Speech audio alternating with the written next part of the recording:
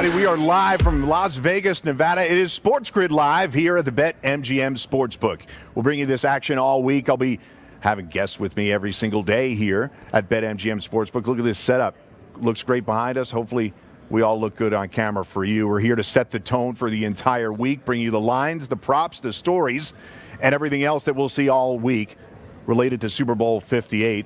What we first want to do is build how these teams got here, and I'll do that all throughout the show. Dave Sharapan's going to join me a little bit later this hour. We're going to have Donnie Rightside with us in the second hour, but we are excited to be here with you all week, every single host from SportsGrid pitching in. So let's get down to the brass tacks. We have a game here that is a Super Bowl rematch and a repeat winner from last year. Is that possible? Well, in the first 39 Super Bowls, we had 8 repeat winners. In the last 18, a big fat 0. See if Pat Mahomes can run it back here for the Kansas City Chiefs, but obviously the Niners are looking to get revenge from a few years ago. There are plenty of changes on both teams. We recognize that, but the core of these teams still together. The coaches, change at QB for the Niners, obviously, but Patrick Mahomes, a big part of the Chiefs' success, and we'll break down his stats a little bit later. But how did they get here, and how did these odds stack up throughout the preseason? I think it's important to note that both of these teams were expected to be pretty close to this position. Both divisional favorites. They both closed it out.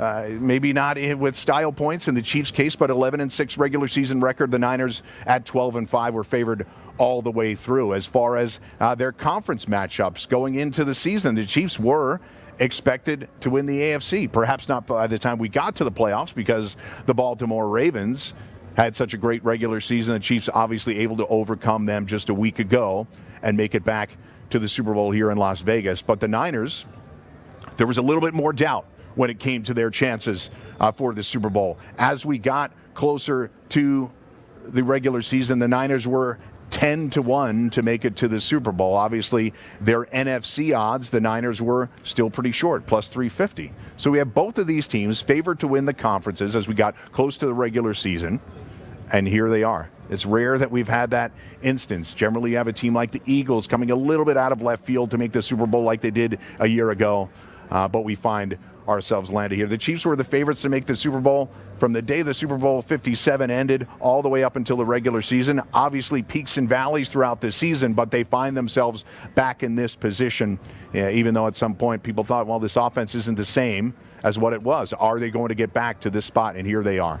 They find themselves trying to repeat, yet they are the underdogs. We've had underdogs win, cover in 5 of the last 7 Super Bowls, so certainly a possibility here. Their last Super Bowl was 2022. It was a year ago, and this is their second in 4. That was their second in 4 seasons. The Niners' last Super Bowl was 1994. So we're looking at a team that has 29 seasons of not being able to close it out. The Niners obviously are looked at historically very favorably. They play off their history very well, but for it to be nearly 30 years since they won their last Super Bowl is shocking to some. They obviously, their last appearance was 2019, a loss to the Chiefs, and then over 10 years ago, they lost to the Baltimore Ravens. So one other thing important to note regarding this stadium, regarding the location here in Las Vegas, these teams at Allegiant Stadium, 5-0. Something's got to give, right? The Chiefs 4-0 at Allegiant Stadium. The Niners won their lone appearance against the Las Vegas Raiders here in Las Vegas in Week 17 of the 2022 season. So right now, the spread sits at a +2. We've seen fluctuation throughout the week, down to +1, back up to +2. The Chiefs as that underdog, +110 on the money line if you're looking at your BetMGM app or at the BetMGM Sportsbook. So what about some of the other numbers? Obviously, I have a sheet here. You can see this little handy-dandy tool. It's 11 pages of props. I'm not going to get to them all today, but we will get to them all throughout the week and give you all different types of angles. As far as the total is concerned, 47.5. And that thing is in concrete right now, no movement. I was on with Gabe Morency and Teddy Covers yesterday. We talked about it a little bit. Maybe it was peaking towards 48, but right now, No, sir. 47.5. I think it's a pretty sharp number, and I think that's what you see oftentimes with the Super Bowl is not a massive amount of fluctuation. Whatever movement we saw happened early on with some big wagers, but we sit at +2 right now. Much of the public money will come in over the weekend. It's just Tuesday right now. As you start to get to Thursday, Friday, it's where you see a massive amount of public money being bet closer to kickoff. So that's where we sit right now. Chiefs money line at +110. So you've got Patrick Mahomes as an underdog, plus money on the money line. That's really a position that I like. I'll tell you early on, it's a difficult Super Bowl to handicap because we know both of these teams are good. When you talk about the Niners throwing their best pitch, they seem like the best team, but you have Patrick Mahomes, Andy Reid, a proven duo. Travis Kelce, if you want to throw him into the ring, obviously a proven number of championship players and coaches on this Chiefs squad, but you're getting them at plus money right now. Obviously a great position to be. What we're going to do throughout the show today, build up, set the tone here. We'll talk a little bit about their playoff odds, how they got here throughout the playoffs, and what we've seen recently from these teams, because I think it's really what's impacting my decision the most, not necessarily what the regular season looked like, but how have they looked as of late. What are the recent trends? We talk a lot about recency bias, but it's extremely important to note that these teams have maybe not played their best football. The Niners in particular have not played their best football during the playoffs. But the Chiefs locked down on defense, obviously delivering everything they can to stop Lamar Jackson and stop other of those key players on their opponents, like the Buffalo Bills, obviously, before that. So when we come back, we will talk about the playoffs. Dave Sharapan will be on with us to talk props. We're going to take a look at these coaching matchups. We'll take a look at the all-important field, which in this instance, I don't think will receive the criticism that we saw a year ago, like we saw in Arizona, players slipping and sliding. Not the case here at Allegiant Stadium. There's been some stories about the Niners practice field, but right now, Allegiant Stadium, I can tell you, it's a tremendous venue. Obviously, here at the BetMGM Sportsbook, a tremendous venue, but Allegiant Stadium really looking beautiful here these last couple of days. A rainy Las Vegas, but we don't care about the weather when we're inside. It's been a week that's building quite a bit, more and more crowds coming in. We'll have more and more action on SportsGrid all throughout the week as well. But important for us to deliver all of the action and all of the lines as they're laid out right now on BetMGM Sportsbook. So clearly the number one prop that people like to talk about when it comes to the Super Bowl, beyond the line, beyond the total, is Super Bowl MVP. We'll break that down. Beyond the quarterbacks, what does that look like? Is it Christian McCaffrey, Patrick Mahomes, and Brock Purdy, and the discussion ends there? I don't think so. I think we're looking at potential long shots like Isaiah Pacheco, like Deebo Samuel. What kind of odds are they getting right now? What is the real possibility of a non-quarterback to win a Super Bowl MVP? In fact, 4 of the last 10 Super Bowl MVPs have been non-quarterbacks. So there's a perception that it is totally dominated by quarterbacks. Not really the case. A couple of wide receivers just in the last 5 years. Cooper Kupp and Julian Edelman among them. So when we come back, we'll take a look at the playoff runs. How have they looked recently? Why do I have some doubts about the Niners? Why do other people have doubts about the Kansas City Chiefs? Mike Blewitt, SportsGrid, live from Las Vegas here at the BetMGM Sportsbook. We'll be right back after this.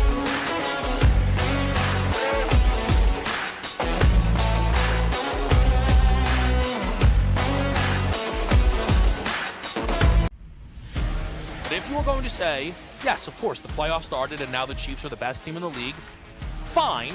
I think that's wrong.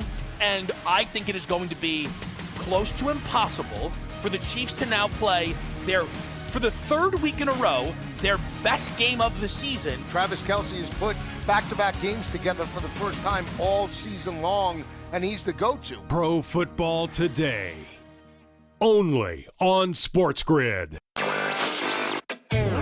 Don't want any distractions. And Vinny, on the eve of these teams getting to Las Vegas, we got a distraction. We know that there's some family issues, not only with his dad there, but his brother has had a lot of run-ins here that have not looked good for the quarterback. But again, he's a different guy. I think we've understood that. Newswire, only on SportsGrid. Jordan Clarkson Jordan Clarkson is a walking bucket. He will shoot you in games. He will shoot you out of games. But he is the perfect sixth man for a team looking for bench production. A guy that can go get his own shot. Betting above the rim, only on SportsGrid. The fact that they're going to try to run Pacheco down San Francisco's throat, as much as McCaffrey's going to get the ball for San Francisco, I think both of them will play well. I think if the Niners win this game, Scotty, I think McCaffrey is the guy. I think he has a monster game for the Niners to win that. I think it's going to have his fingerprints all over it if it does happen. Pharrell Coast to Coast, only on SportsGrid. It's smarter to be on SportsGrid, your 24/7 sports wagering network. We'll look at the Heisman Trophy The early line and what it all means. Individual success. You should have tried to get something for Anthony Rendon. Not bought at the deadline. Newswire. We're getting a lot of news, trades, cuts, and some movement in terms of starting quarterback, Pharrell backup quarterback. Coast to Coast. I want to watch great players make buckets and win games. Game time I have decisions. no idea what the heck the Blazers are doing and what they In-game live. Just Prime took 'em time. yard for a grand slam. The bottom of the fourth inning in a 12-2 baseball game. We got football scores going on at Wrigley right now. Sports Rage That was good Late betting. Night. We waited for 1.5. We got paid. We did. Didn't like the 2.5. Jumped on There's it. no taking weeks off in golf betting, ever. These are the best weeks to bet. It's smarter to be on SportsGrid.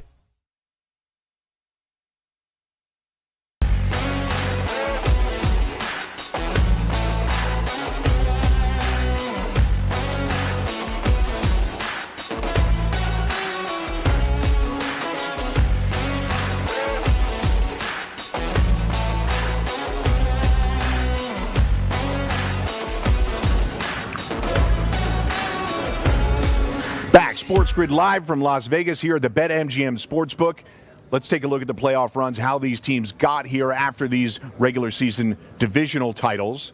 We'll start it off with the Niners. Niners earning that number 1 seed. They got the bye in the wild card round.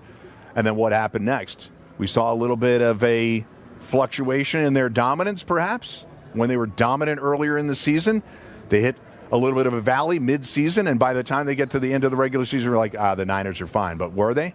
When they played the Green Bay Packers, we had a serious issue with them looking like they might actually lose that football game.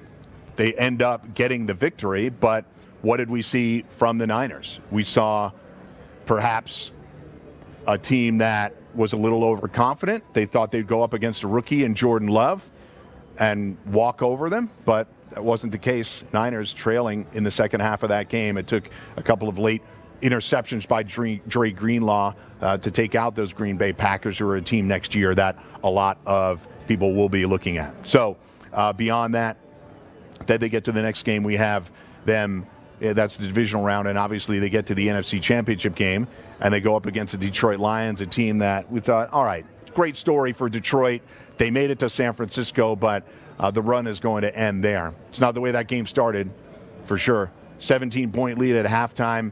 And then we all know about the crazy comeback, a massive third quarter explosion by the 49ers, and then ended up closing it out in style with a 34-31 victory. So that's how the Niners were able to build their way to the Super Bowl. Kansas City Chiefs, on the flip side, they don't earn that bye this time around, and they get to the wild card round, walk over the Dolphins in freezing cold weather, 26-7 victory, and then move on to beat the Bills in another classic 27-24. And again, the Chiefs are trailing in a lot of these games. They are a team, both teams, I would say, I would take a moment to say, both teams really built to play from in front. The Niners are very much a team that likes to be in front, a high-scoring first-half team.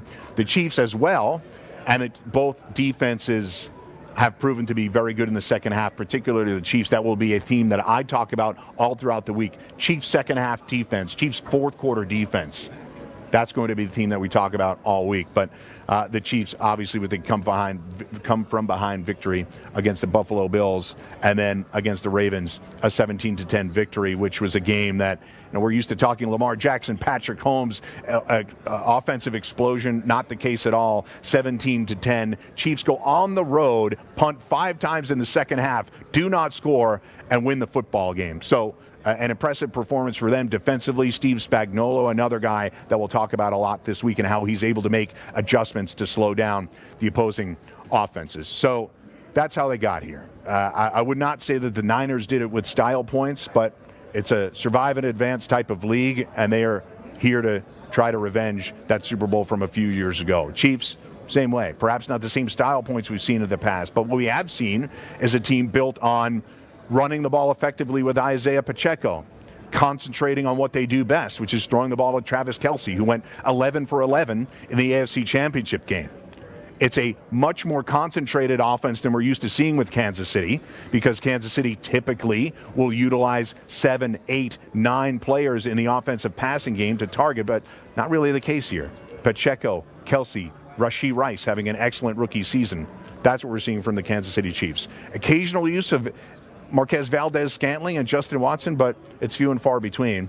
And thoughts of Jerick McKinnon coming back look like that may not happen. So the running game is really on Isaiah Pacheco's shoulders. The occasional touch from Clyde Edwards-Helaire, but obviously he hasn't been effective for most of the season. So where do we go next? I'm talking about the concentration of offense. Well, we have playoff leaders, and obviously many of you out there may have already bet who will lead the playoffs in any particular stat. And so far in passing yards, it still remains Jared Goff. Jared Goff with 837 passing yards in his 3 playoff games. He leads Patrick Mahomes, who has 718 yards through his 3 playoff games. Like I said, Isaiah Pacheco, a big part of the offense, not throwing the ball quite as much. They scored 27 points in a victory on the road in Buffalo, a game in which Patrick Mahomes only threw the ball 23 times. So not a prolific passing attack that we're used to seeing in 300-yard games and all of that. Brock Purdy, through his 2 games, 519 passing yards, obviously very effective in the second half against Detroit. Moving on to the rushing candidates. Isaiah Pacheco, probably the guy I'll talk about the most this week. 35-1 Super Bowl MVP odds, and he sits at the top of the NFL playoff leaders at 254 rushing yards. Christian McCaffrey, his counterpart on the other side, 188 rushing yards thus far through his 2 playoff games. And then finally, the receiving leaders.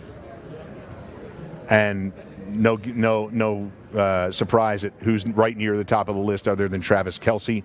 Travis Kelce with 262 receiving yards. I would hope he'll be able to pass Amon-Ra St. Brown for the NFL playoff lead at 274. But don't count Travis Kelce as the leader too fast. We have Rashee Rice right there on that leaderboard. Right down the list, Rashee Rice with 223 receiving yards thus far. It's going to be fascinating to talk about these receivers all week.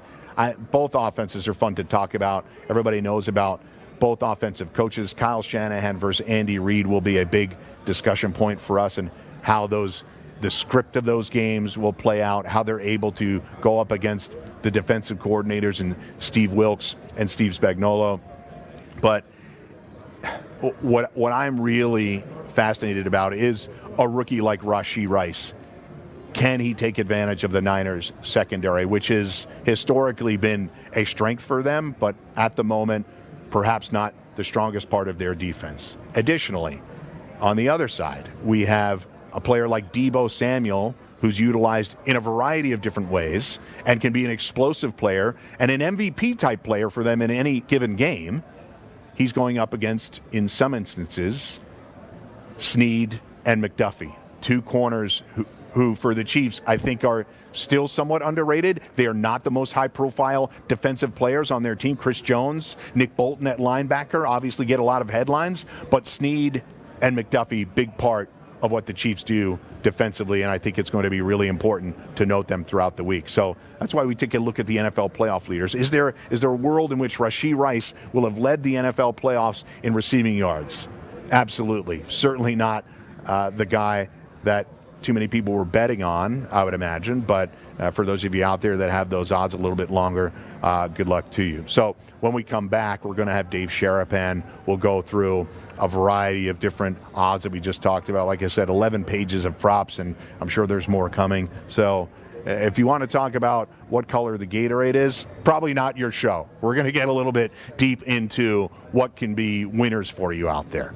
What are those odds that are positive expectation? When you come to a game like this, where you have two teams that in recent history are very successful, and both teams expected to be here, you do not see a lot of positive expectation bets. There aren't that many out there. So I love that you folks are out there loving to play long shot parlays.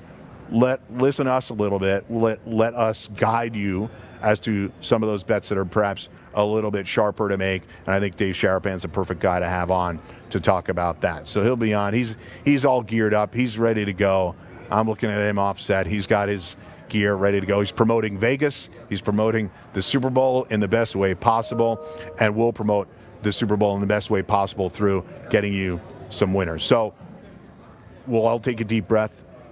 We'll make sure we know exactly what Dave has in store for us, and we will continue to talk about different angles throughout the day. Super Bowl MVP on the slate, the coaching comparisons on the slate, and everything else that you need to know about Super Bowl 58 live here from the BetMGM Sportsbook. It's SportsGrid live from Las Vegas. Again, here all week. Dave Sharapan coming up next, and we'll be back to talk lines, totals, Super Bowl props, and more with my guy, Dave Sharapan, the Sportsbook Consigliere, back right after this from the BetMGM Sportsbook.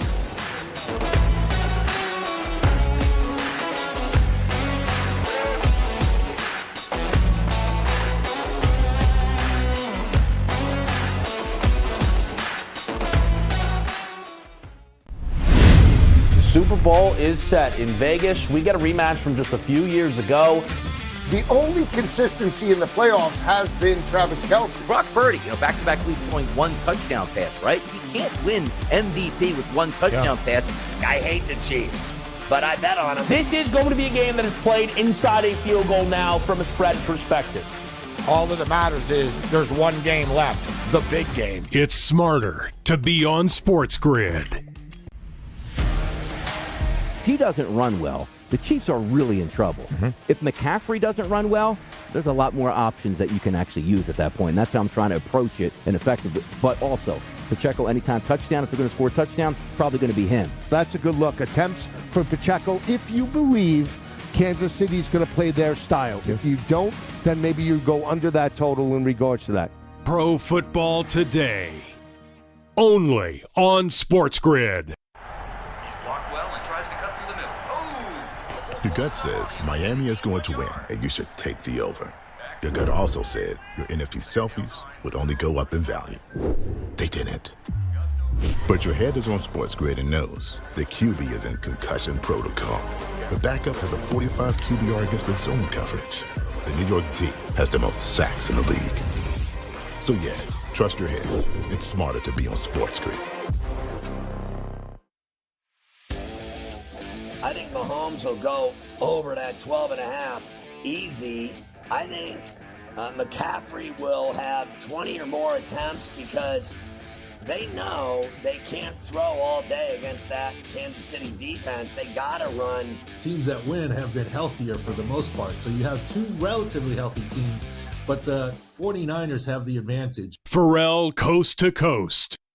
Only on SportsGrid. One that's been to a sporting event. The atmosphere before a game, I think Game Time Decisions has that same exact atmosphere. This is our arena.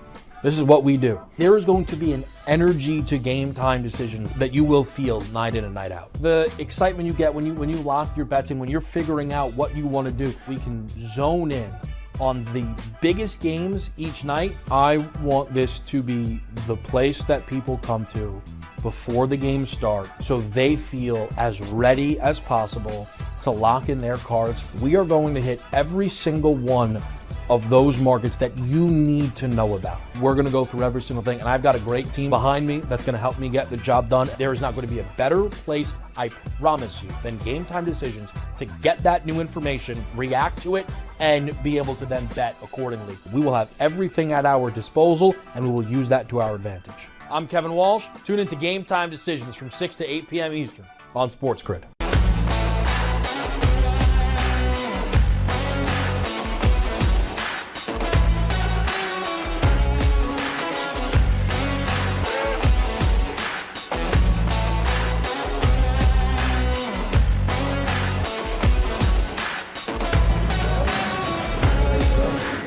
Once again, live from Las Vegas, Nevada. It's SportsGrid live from Las Vegas, and I welcome in my good friend Dave Sharapan, the SportsGrid consigliere. How you doing, buddy? Great, Mike. Great to have you back in the city of Las Vegas. Yeah.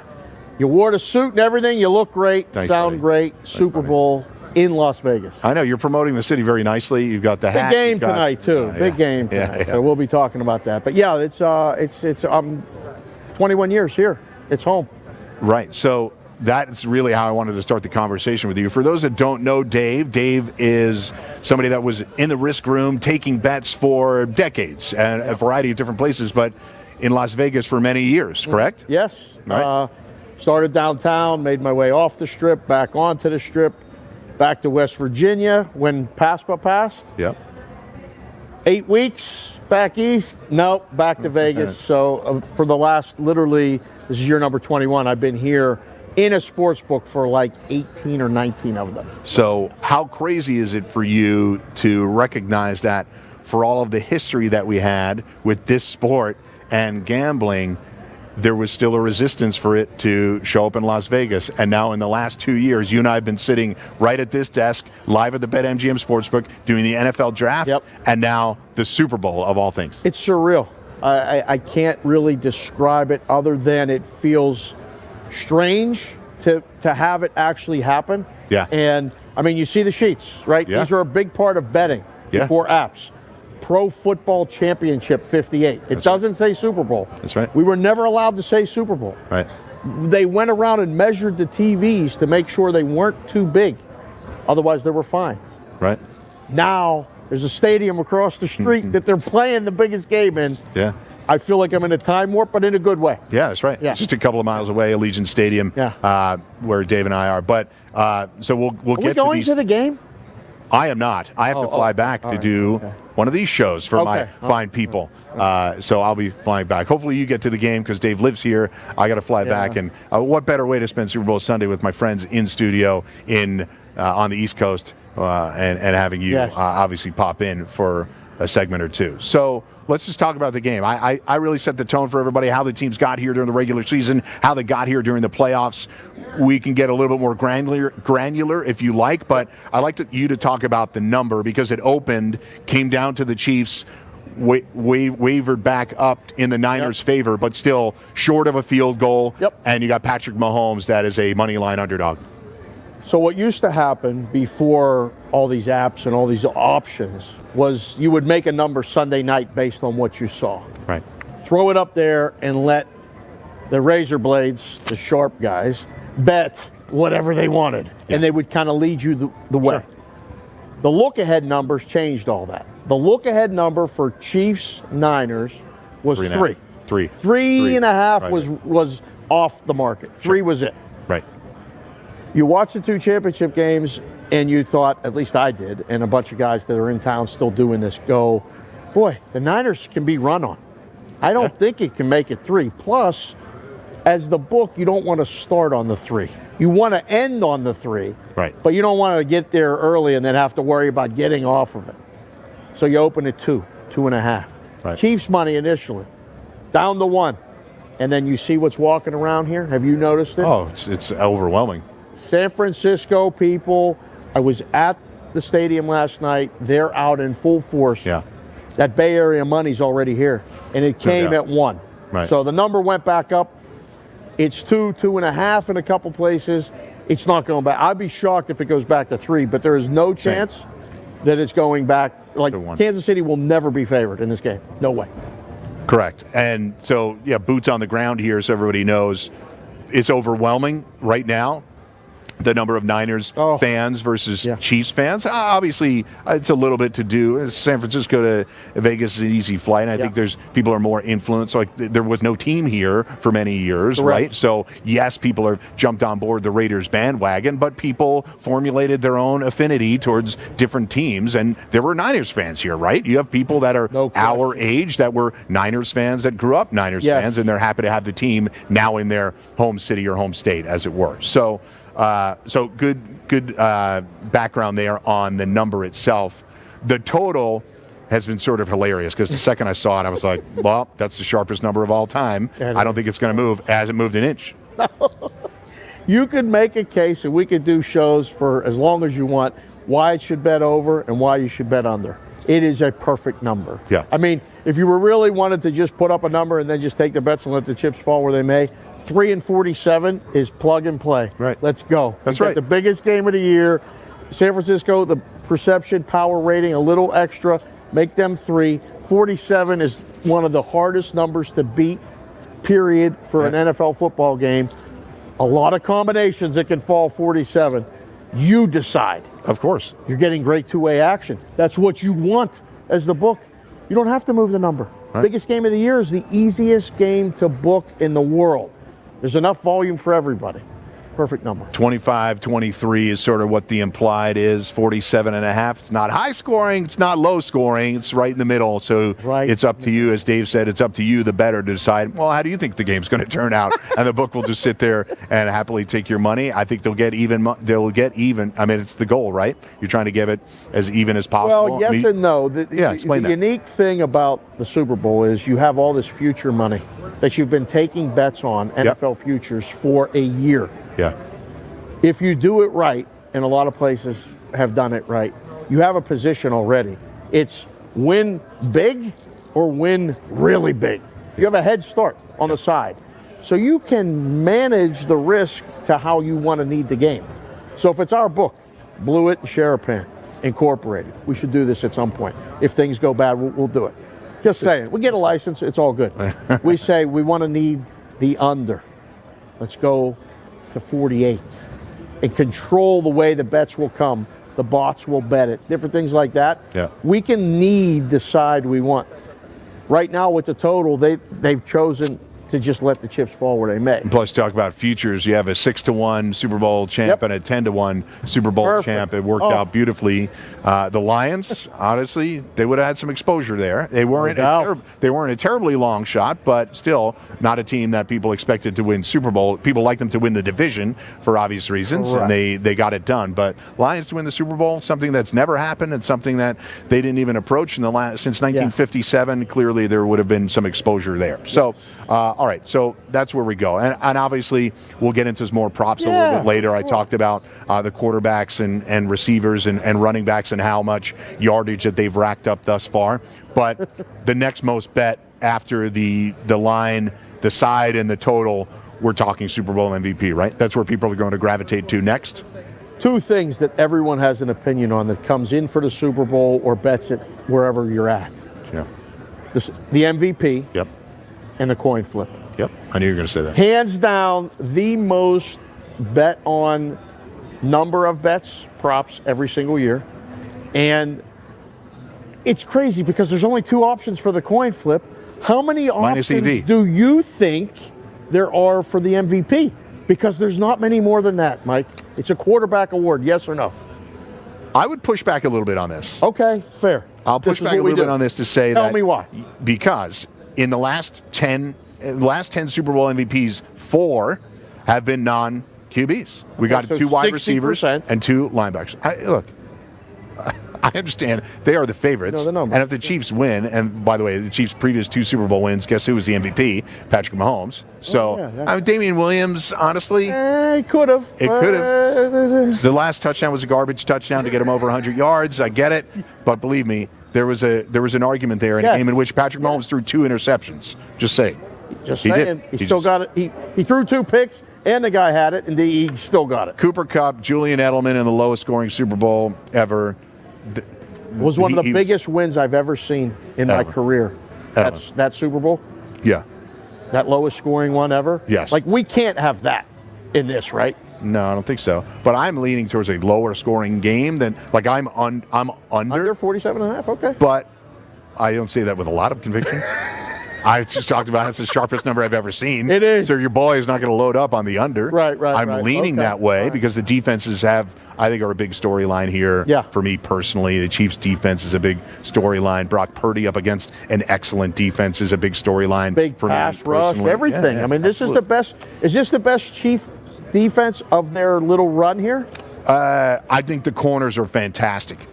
And I think that's what Brock Purdy is going to have to deal with. I think it's why Deebo becomes a bigger part of it to tie it back into the MVP. You have Deebo Samuel at 25-1.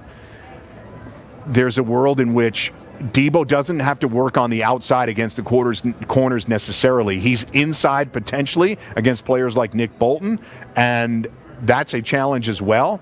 But I think they would mix it up so much with Deebo and obviously Christian McCaffrey that those are areas in which you can lean for an MVP that's not the quarterback. Now, I say Christian McCaffrey and Isaiah Pacheco are guys that are in my discussion of Super Bowl MVP. But to your point, it's both quarterbacks and McCaffrey. Those are the short odds for Super Bowl MVP. Exactly. It's not a defensive player. I would lay off the defensive player bets. People love them. I know. I'll never forget the Palomalu run when I was in the book. We just couldn't make the number low enough. They kept betting him. There's always one. Yeah. I don't know who would be this year. You should have interviewed for the Raiders offensive coordinator position. The way you broke that down with the thing. I mean, could you live here? You've come here a few times. I love it. Could you? I love it. It's a little hot. I'm a pale, dude, so I got to load up on sunblock. You've not been here in the You want to get me summer. an endorsement deal for like working on it, some Mike. sort of I told sunblock you. deal? Yeah. We Did can we do it. that? Yeah. Yeah. Get Blewitt a deal. So that's where we're at for Super Bowl MVP. The QBs, Christian McCaffrey, a big part of it. I will throughout the week make a case for Deebo Samuel, which I was just doing, and Isaiah Pacheco, who had 28 touches in the AFC Championship game. Dave loves when I talk about the bombs. Let's throw some Hail Marys, folks. Yeah. It's the first hour of the first show. I'm throwing Hail Marys. We'll be right back after this with more Dave.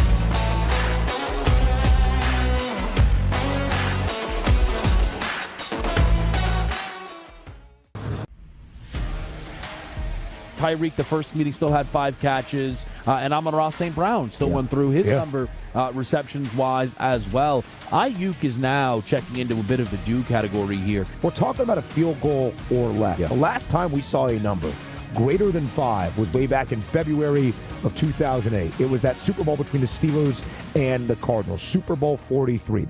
Pro Football Today, only on SportsGrid. Jordan Clarkson is a walking bucket. He will shoot you in games. He will shoot you out of games. But he is the perfect sixth man for a team looking for bench production. A guy that can go get his own shot. Betting above the rim, only on SportsGrid. Don't want any distractions. And Vinny, on the eve of these teams getting to Las Vegas, we got a distraction. We know that there's some family issues, not only with his dad there, but his brother has had a lot of run-ins here that have not looked good for the quarterback. But again, he's a different guy. I think we've understood that. Newswire, only on SportsGrid. The fact that they're going to try to run Pacheco down San Francisco's throat, as much as McCaffrey's going to get the ball for San Francisco, I think both of them will play well. I think if the Niners win this game, Scotty, I think McCaffrey is the guy. I think he has a monster game for the Niners to win that. I think it's going to have his fingerprints all over it if it does happen. Pharrell Coast to Coast, only on SportsGrid. It's smarter to be on SportsGrid, your 24/7 sports wagering network. We'll look at the Heisman Trophy, The early line, and what it all means. Individual success. You should have tried to get something for Anthony Rendon. Not bought at the deadline. Newswire. We're getting a lot of news, trades, cuts, and some movement in terms of starting quarterbacks, Pharrell backup quarterbacks. Coast to Coast. I want to watch great players make buckets and win games. Game time I have decisions. no idea what the heck the Blazers are doing and what they In-game live. Just Prime took them time. yard for a grand slam. The bottom of the fourth inning in a 12-2 baseball game. We got football scores going on at Wrigley right now. Sports Rage That was Late good betting. Night. We waited for 1.5. We got paid. We did. Patient, didn't like the 2.5. Jumped on There's it. no taking weeks off in golf betting ever. These are the best weeks to bet. It's smarter to be on SportsGrid.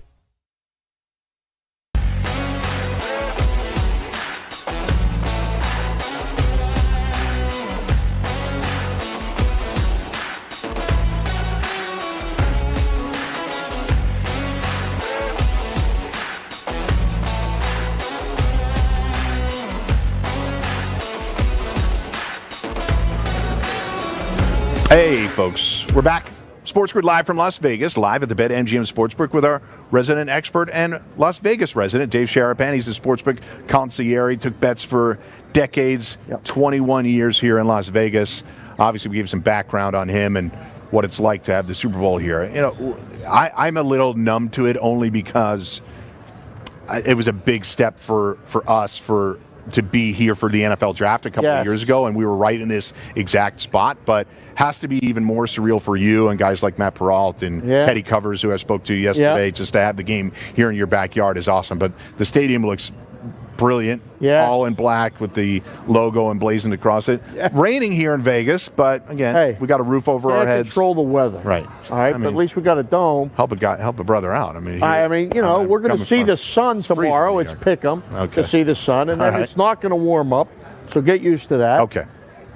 All right. So we talked about the lines, the totals, the Super Bowl MVP. You were talking about there's only a couple of options there. So the book, to your point, is going to give me all this defensive player bets that you can get. Come on in on Kittle. Yeah. Come on in on Kelsey. Yeah, no tight end has ever. It's right. No tight end has ever won. Yeah. So, but Kelsey's such a big part of this offense, Of right? course. He could lead the entire NFL playoffs in receptions. He could lead the entire NFL playoffs in yardage. So, a really important part of their offense. The Chiefs' offense, and then you see the Super Bowl MVP odds up there right now. Yes. Mahomes, Purdy, and McCaffrey. Jones.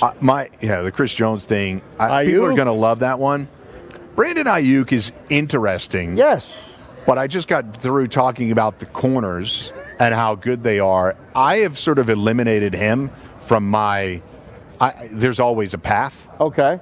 In my opinion, there's always a path. Yeah. I have eliminated him from real contention because I think those corners are too good. Okay. Is there a world in which he has an explosive player too? Of course. But against the Lions, it was the luckiest bounce of all time to get him 51 of his 68 yards. Longest reception it's not a cashed on that in that game. that's right. His yardage prop cashed on that catch. So it was. There's one or two plays that have happened in Super Bowl history that literally change 6 figures to 7 figures on one play. Like if there's a safety. Sure. Yes or no. Yeah.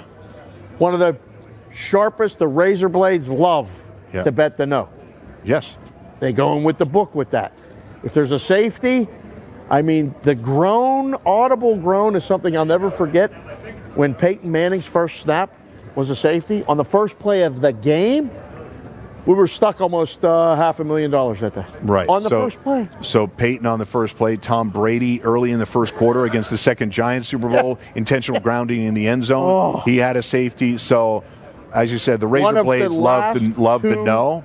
Only 2 Super Bowls in 30 years have the books here lost. Yeah. That Giants-Patriots was one of them because of that play. Yeah. So safety, obviously, a big one. A lot of people like to get in on that, and the octopus play, which is the same player scoring a touchdown and a 2-pointer. Which you like that one? I hate to bet it. I'll bet the no all day, but it happened last year. Right. Jalen Hurts did it last year. Yes. So it can happen. Yeah. So, again, audible groans from the book. So as we get into it a little bit, we don't have to break down entire Super Bowl MVP. I think there's a path for Isaiah Pacheco, who touched the ball 28 times. But again, that's 35-1. Deebo Samuel's 25-1. I say all of that to say there's a path, but know that the chances are slim in which that could happen. Right. The last running back MVP was Terrell Davis. 1998 season. Oh, it's a long time ago. I was in the Caribbean working down there then back in the day. This century, of the 24 winners, 9 have been non-QBs. So we've got 5 wide receivers and 4 defensive players in that period of time. So when we start to talk about some of the other props, though, and I want to get into these with you right now, we have, so we have, give me a sec, because I want to bring these up right now with you. We have players like, the players that we're talking about for Super Bowl MVP, we're going to start talking about their props specifically. And you have somebody like Kelsey, who's a big part of storylines on the field and off the field. It feels like more than ever we're going to see bets concentrated on a player from people of all walks of life, some of whom may not even have placed a bet before, are going to be getting down on Travis Kelsey. Am I right or not? All the time. Yeah. One of the most fun things about the job in the book is when someone comes up to you and says, hey, I've never done this before, but I want to bet on Travis Kelsey. How do I do it? Right. You can bet his receptions. You can bet his yardage. You can bet whether he scores a touchdown or not. You can bet whether he throws a pass or not. Yep. You can go pretty deep on Travis Kelsey. What you can't do, at least here in Nevada, is bet on whether he's going to get engaged after the game, which a lot of times is discussed at the window. Sure. But it's like, no, we don't have that. You can bet whether he's going to get a personal foul, Mike, at some books. Like, you can bet all kinds of things. What books have done has made micro betting, like, intricate on players where there's popular, and that's what Kelsey is. Yeah, and that's a fun part of what you can do, obviously, at the Super Bowl, is you don't just have to pick a side. In fact, last year, I'll tell you, folks, I placed Was this the exact score? No. That was. Oh, Mike. So Dave patting me on the back here. Rams-Bengals Super Bowl. I got the exact score. Bet the exact score, which I do not recommend, except for fun, maybe on the Super Bowl. And your boy did it for fun, 100 From to 1. a guy who hit it, 100 to 1. 100 to 1. I'll never hit it again. Biggest score, right? Single ticket odds thing you've ever hit is 100 to 1, right? Yeah, I mean, $20 to make you $2,000 is a hell of a day, right? Yeah. So, but last year, I really struggled going into the game with picking a side. I really thought it could go either way. So I avoided that. Of all the things that you could bet on, you're like, don't you have to pick a team for a Super Bowl? I will do it here, but I don't have to bet it. Right. And I'm telling you, everybody, it's just advice to everybody that, look, if you're not really sure who's going to win, but you like other angles of the game, focus on the other angles of the game. Absolutely. I like Jalen Hurts to throw a ton of yards, so I bet the ladder on Jalen Hurts, which means you're betting him at over 250 yards, over 300 yards, over 350 yards. You can bet that all the way up the ladder. Things like that can be appealing to you. If you think Brock Purdy's going to have a great game, then in addition to MVP, why don't you bet his yardage all the way up? Maybe he does take advantage of these corners, and your guy is way off. I don't know. Dave, the important thing to know is we talk all week. We give you solid advice. That's all. But we don't have a crystal ball. Nobody does. The guys in the risk room don't. Anyone at the counter does not. The book doesn't know. You can have an opinion, but you don't have the crystal ball. There's no script. There's none of that. Right. Especially for the biggest game of the year. Right. I think officials could decide it. They did last year. That was a late, interference penalty. I thought Philly was going to win. It determined the game, but it wasn't what caused the outcome. I agree. And that's what a lot of people get caught up in. I don't know whether the first pass is going to be complete or incomplete. Do you like these ones that are settled early? Those are ones that a lot of people were like race to 10, race to 15 in the basketball. People love those. Those are not for me. Okay. All right. Those are not for me. But what Dave's saying is you can have a race to 7, race to 10, race to 20. So the first team to get to that score, you can win on. I will say last year, because both offenses, I expected an over, and both offenses were explosive. Yes. I bet score in first 5 minutes. Aha. See? I mean, by the skin of my teeth. I love when you let your hair down a little bit and explore these other parts of the options. And Jalen Hurts scored a touchdown with 9 seconds to spare on that bet. Right. But when you look back historically in the last 10 years, and the odds will reflect this on BetMGM app and BetMGM Sportsbooks, it's the 7 to 8 minute mark when things start to crest. We've had 3 scoreless first quarters in the last 10. Wow. So that's worth noting, including a high-scoring game where we had a scoreless first quarter. The Pats Falcons, the comeback, 28-3, no points in the first quarter of that game.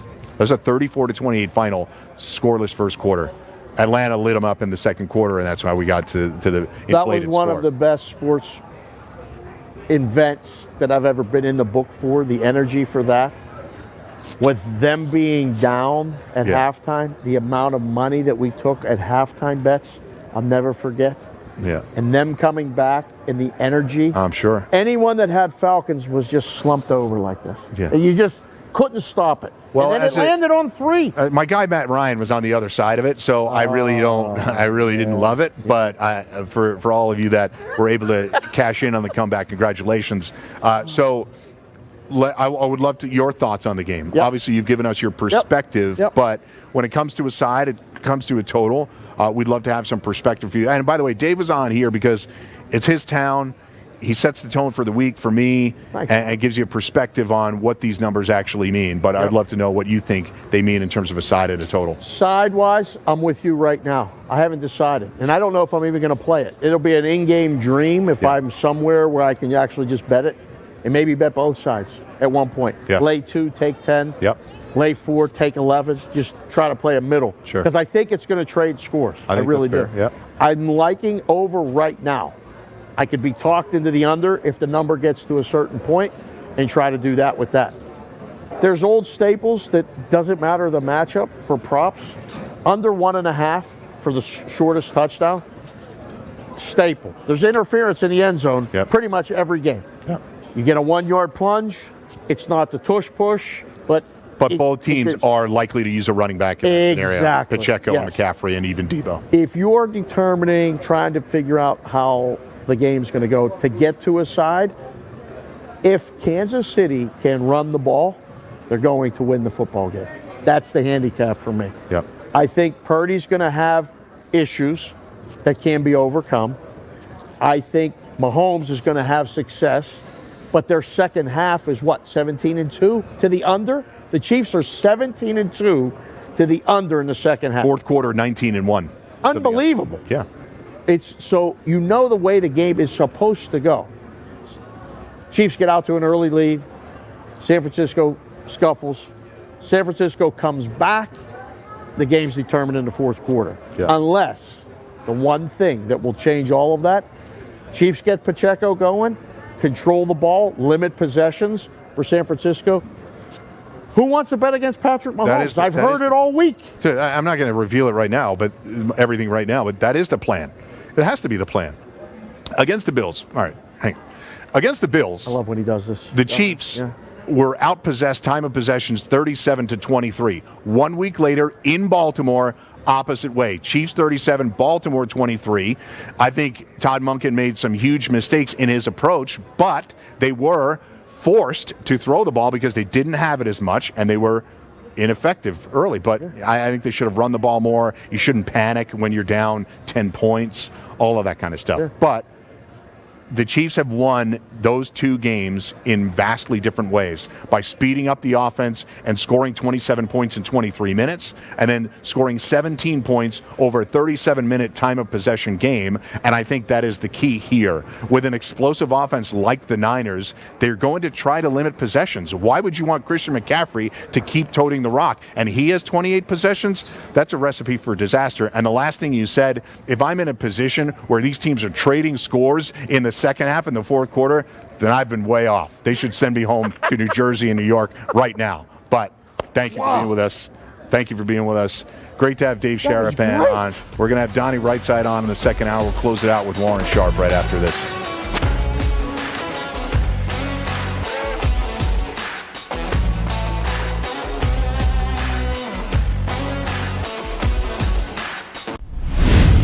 Super Bowl is set in Vegas. We get a rematch from just a few years ago.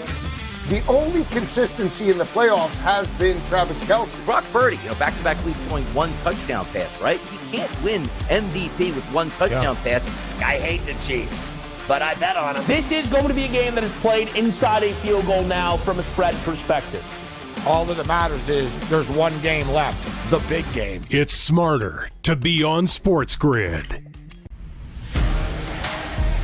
And let me tell you something. Steve Spagnuolo's defense going to be ready to play. You make turnovers in this game or make stupid decisions as a head coach, you're going to pay for it because Kansas City isn't going to give it back. Do you really think that Ayuk and Debo both are going to be no-shows in this ball game? And oh, by the way, they have George Kittle, one of the above average, one of the best tight ends in all of the NFL. Pro Football Today. Only on SportsGrid.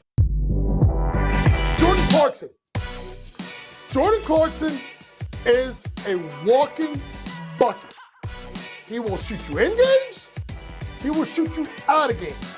But he is the perfect sixth man for a team looking for bench production. A guy that can go get his own shot. Betting above the rim. Only on SportsGrid. I think Mahomes will go over that 12.5 easy. I think McCaffrey will have 20 or more attempts because they know they can't throw all day against that Kansas City defense. They got to run. Teams that win have been healthier for the most part. So you have two relatively healthy teams, but the 49ers have the advantage. Pharrell Coast to Coast. Only on SportsGrid. One that's been to a sporting event, the atmosphere before a game, I think Game Time Decisions has that same exact atmosphere. This is our arena.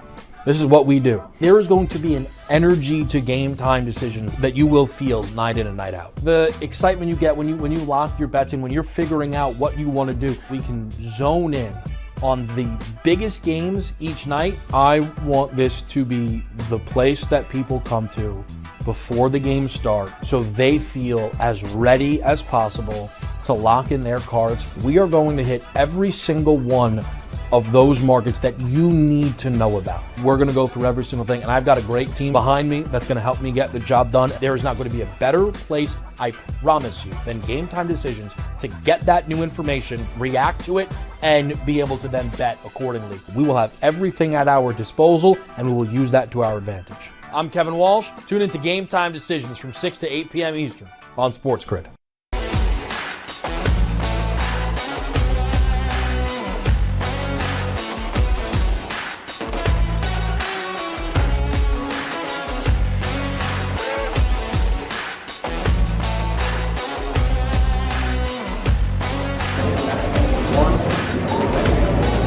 Welcome back. We're closing out this hour with a little information from Warren Sharp.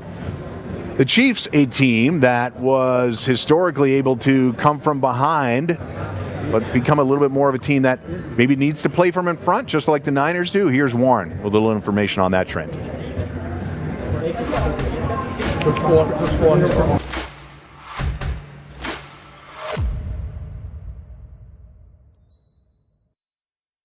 If we look back to this Kansas City Chiefs team back in 2019, this team won 3 playoff games by erasing double-digit deficits. And not only did they erase double-digit deficits, they also then won those games by double digits, all 3 of them. It was absolutely remarkable. Even if we look at last year's Kansas City Chiefs, they went 5-1 when they trailed by over 7 points in any one of their games. This team has been capable of overcoming deficits until this season. In 2023, the Kansas City Chiefs are 2-4 when they trail by more than 7 points at any point in the game. And the only 2 comeback wins that they have are over backup quarterbacks that do not have a lot of experience. We're talking about a rookie, Aiden O'Connell, and we're talking about Jake Browning for the Cincinnati Bengals.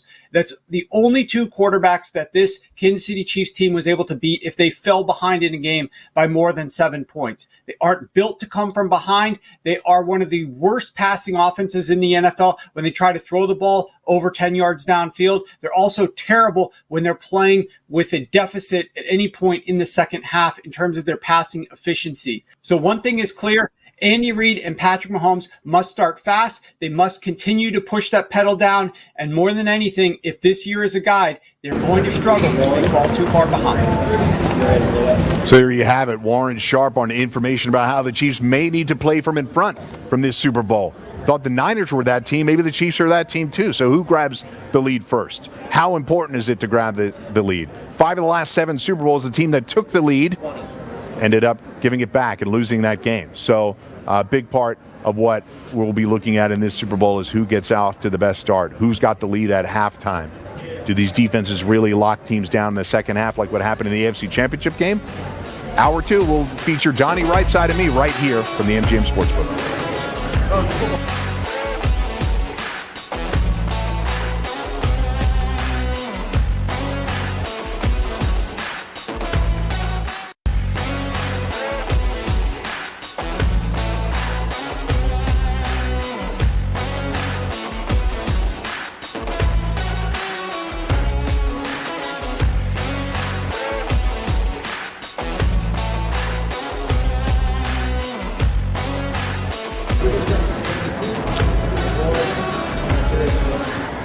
Welcome back to the BetMGM Sportsbook at SportsGrid live from Las Vegas here in Nevada.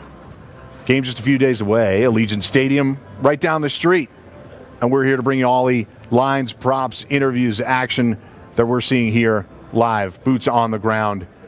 We've talked about a couple of components of the game so far. We're going to compare quarterbacks. We're going to do all this kind of stuff. But I think we should take a few minutes to talk about these coaches. I personally think this coaching matchup is going to be something that's talked about consistently all throughout the week, so why not get it started right now? Andy Reid against Kyle Shanahan, a rematch of the Super Bowl 4 years ago, and we have somebody that has now, Andy Reid, a 2-time winner of the Super Bowl. His record as a head coach, 258-51 overall with Kansas City. He's 128, 128 wins, and he is the fourth winningest head coach head coach in NFL history. Just Shula, Hallis, and Belichick in front of him. So that's overall wins. Obviously includes playoff wins as well. But Andy Reid, a big part of the Chiefs' success, along with Patrick Mahomes, that duo, as good as his career playoff record as a head coach, 25-15, and with Kansas City, 15-7. His career Super Bowl record as a head coach, 2-2, obviously 2-0 with the Chiefs. He's NFL Coach of the Year. He's 3-time Sporting News Coach of the Year. He's got all kinds of accolades of being a successful head coach. But what we're really going to focus on with him is, do he and Steve Spagnuolo have the better of Kyle Shanahan and Steve Wilks? Just a few years ago, the Niners had a 10-point lead against an Andy Reid coach team, and Steve Spagnuolo is the defensive coordinator, and they Kyle Shanahan and company couldn't close it out. Obviously, we have different coordinators since then with the Niners. Steve Wilks, now the defensive coordinator. Robert Saleh was the defensive coordinator then. It was head coach of the New York Jets. So we've seen some changes on the San Francisco side. On the Kansas City side, it stayed exactly where they wanted to be, winning championships, and Steve Spagnuolo doing as good a job this year as he's done in his entire tenure as a defensive coordinator, not just in Kansas City, but at his entire career. I mentioned Snead, and I mentioned McDuffie earlier, Chris Jones, an all-pro player, Nick Bolton, just an incredible linebacker as well. So what I think about a lot with Andy Reid is those first 15 plays. I'll think about it with both coaches. Those first 15 plays, the script. Andy Reid, a master at it. What does it look like coming out of the gate? How much do they take advantage of Steve Wilks and this Niners defense, which has not been as sharp against the run as they were earlier in the season? So a big part of what we're looking to do. Now, Kyle Shanahan on the other side, I think he's under the bright spotlight as much as anybody this entire week, because Kyle Shanahan was obviously the offensive coordinator in Atlanta when they blew a 28-3 lead. Now the head coach in San Francisco when they blew a 10-point lead in the fourth quarter. A 10-point lead with 8 minutes to go, and Jimmy Garoppolo, who started the game 18 of 21, ends up the game 2 of 10. Why do I mention those numbers? Because with a 10-point lead and a team that was successful running the ball, although Christian McCaffrey not a part of that offense, but they still were successful running the football, why did they go to the pass? Why did they leave it in Jimmy G's hands? I think it's a question that Kyle Shanahan will have to answer for the rest of his career. And if he's not able to take advantage of all of the weaponry that he has on offense this time around, will that start to build? will it be when Kyle Shanahan can't win the big one?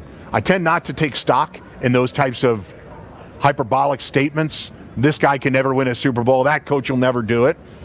Well, how many times have you been proven wrong when you said that will never happen? It's easy to say it, but it's certainly not. It's not canon. It's not a situation where you'll be taking that all the way to the bank. This Niners team is a very good team, but I do have concerns about Kyle Shanahan. I have concerns about Andy Reid up against Steve Wilks, Steve Spagnuolo up against Kyle Shanahan. I think those are the matchups you're really looking for. It's easy to compare the head coaches, but it's really the mastery of what Kyle Shanahan and this Shanahan scheme can do versus Steve Spagnuolo and what he's been able to do, effectively shutting out Lamar Jackson for the final 3 quarters of that game. So measly field goal in the final 3 quarters. So we have that to note. And then obviously on the flip side, it's Andy Reid. Andy Reid going up against Steve Wilks. Andy Reid with all of this experience. Steve Wilks, a highly experienced defensive coordinator, and has a defense that has a lot of talent on it, but they haven't looked as good in the second half of the season as maybe they were in the first half of the season.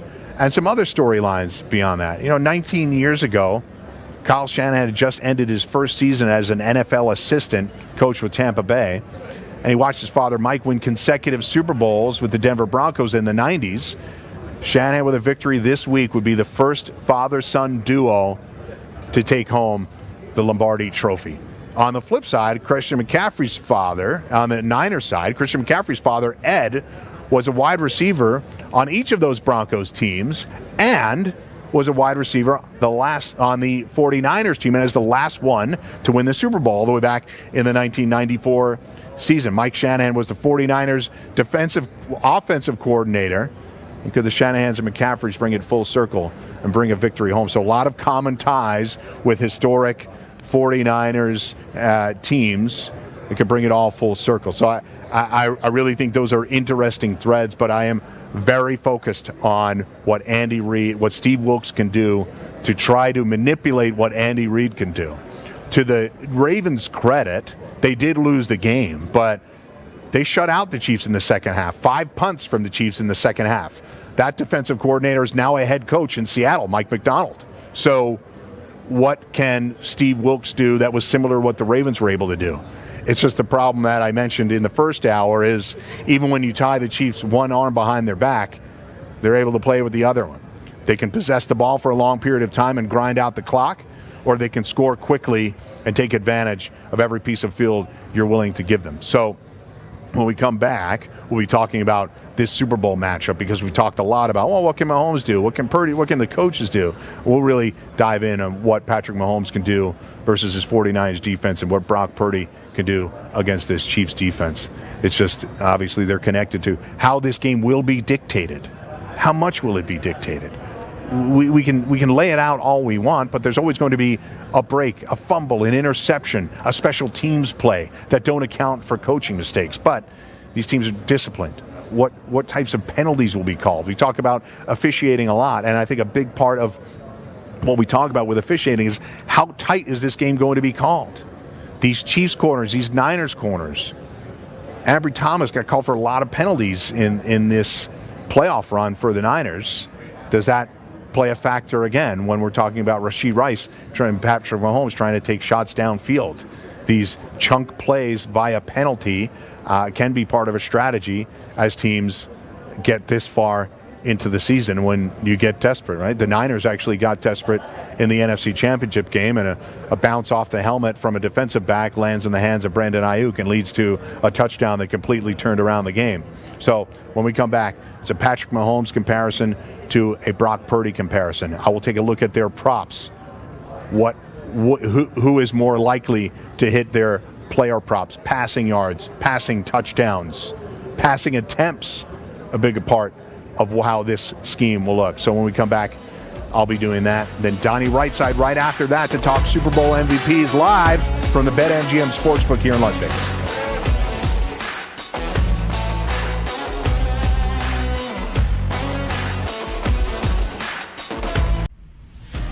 If you were going to say, yes, of course, the playoffs started and now the Chiefs are the best team in the league, fine. I think that's wrong. And I think it is going to be close to impossible for the Chiefs to now play for the third week in a row, their best game of the season. Travis Kelce has put back-to-back games together for the first time all season long, and he's the go-to. Pro Football Today. Only on SportsGrid. Don't want any distractions. And Vinny, on the eve of these teams getting to Las Vegas, we got a distraction. We know that there's some family issues, not only with his dad there, but his brother has had a lot of run-ins here that have not looked good for the quarterback. But again, he's a different guy. I think we've understood that. Newswire. Only on SportsGrid. Jordan Clarkson. Jordan Clarkson is a walking bucket. He will shoot you in games. He will shoot you out of games. But he is the perfect sixth man for a team looking for bench production. A guy that can go get his own shot. Betting above the rim. Only on SportsGrid. The fact that they're going to try to run Pacheco down San Francisco's throat, as much as McCaffrey's going to get the ball for San Francisco, I think both of them will play well. I think if the Niners win this game, Scotty, I think McCaffrey is the guy. I think he has a monster game for the Niners to win that. I think it's going to have his fingerprints all over it if it does happen. Pharrell Coast to Coast. Only on SportsGrid. It's smarter to be on SportsGrid, your 24/7 sports wagering network.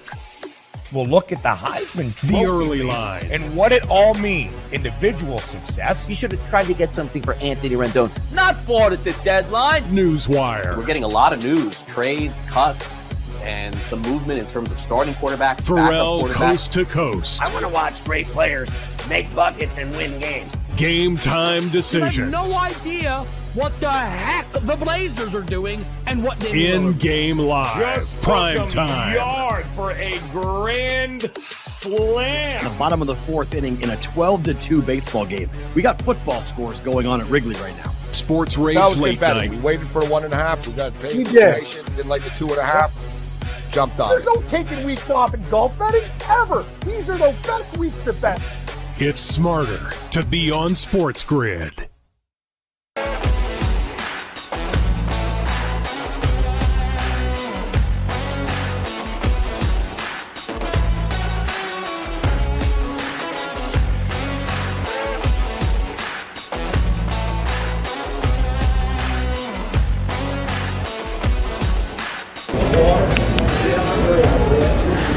Back at the BetMGM Sportsbook, Mike Blewitt here with you all week. SportsGrid live from Las Vegas. We'll have Donnie Rightside coming on in the next segment. But what we want to talk about right now is the quarterback comparisons. How did they get here? What do these stats look like? Brock Purdy's regular season stats, 4,280 yards, a 69% completion percentage, 31 touchdowns to 11 interceptions. A tremendous season that found him right in the thick of the MVP discussion.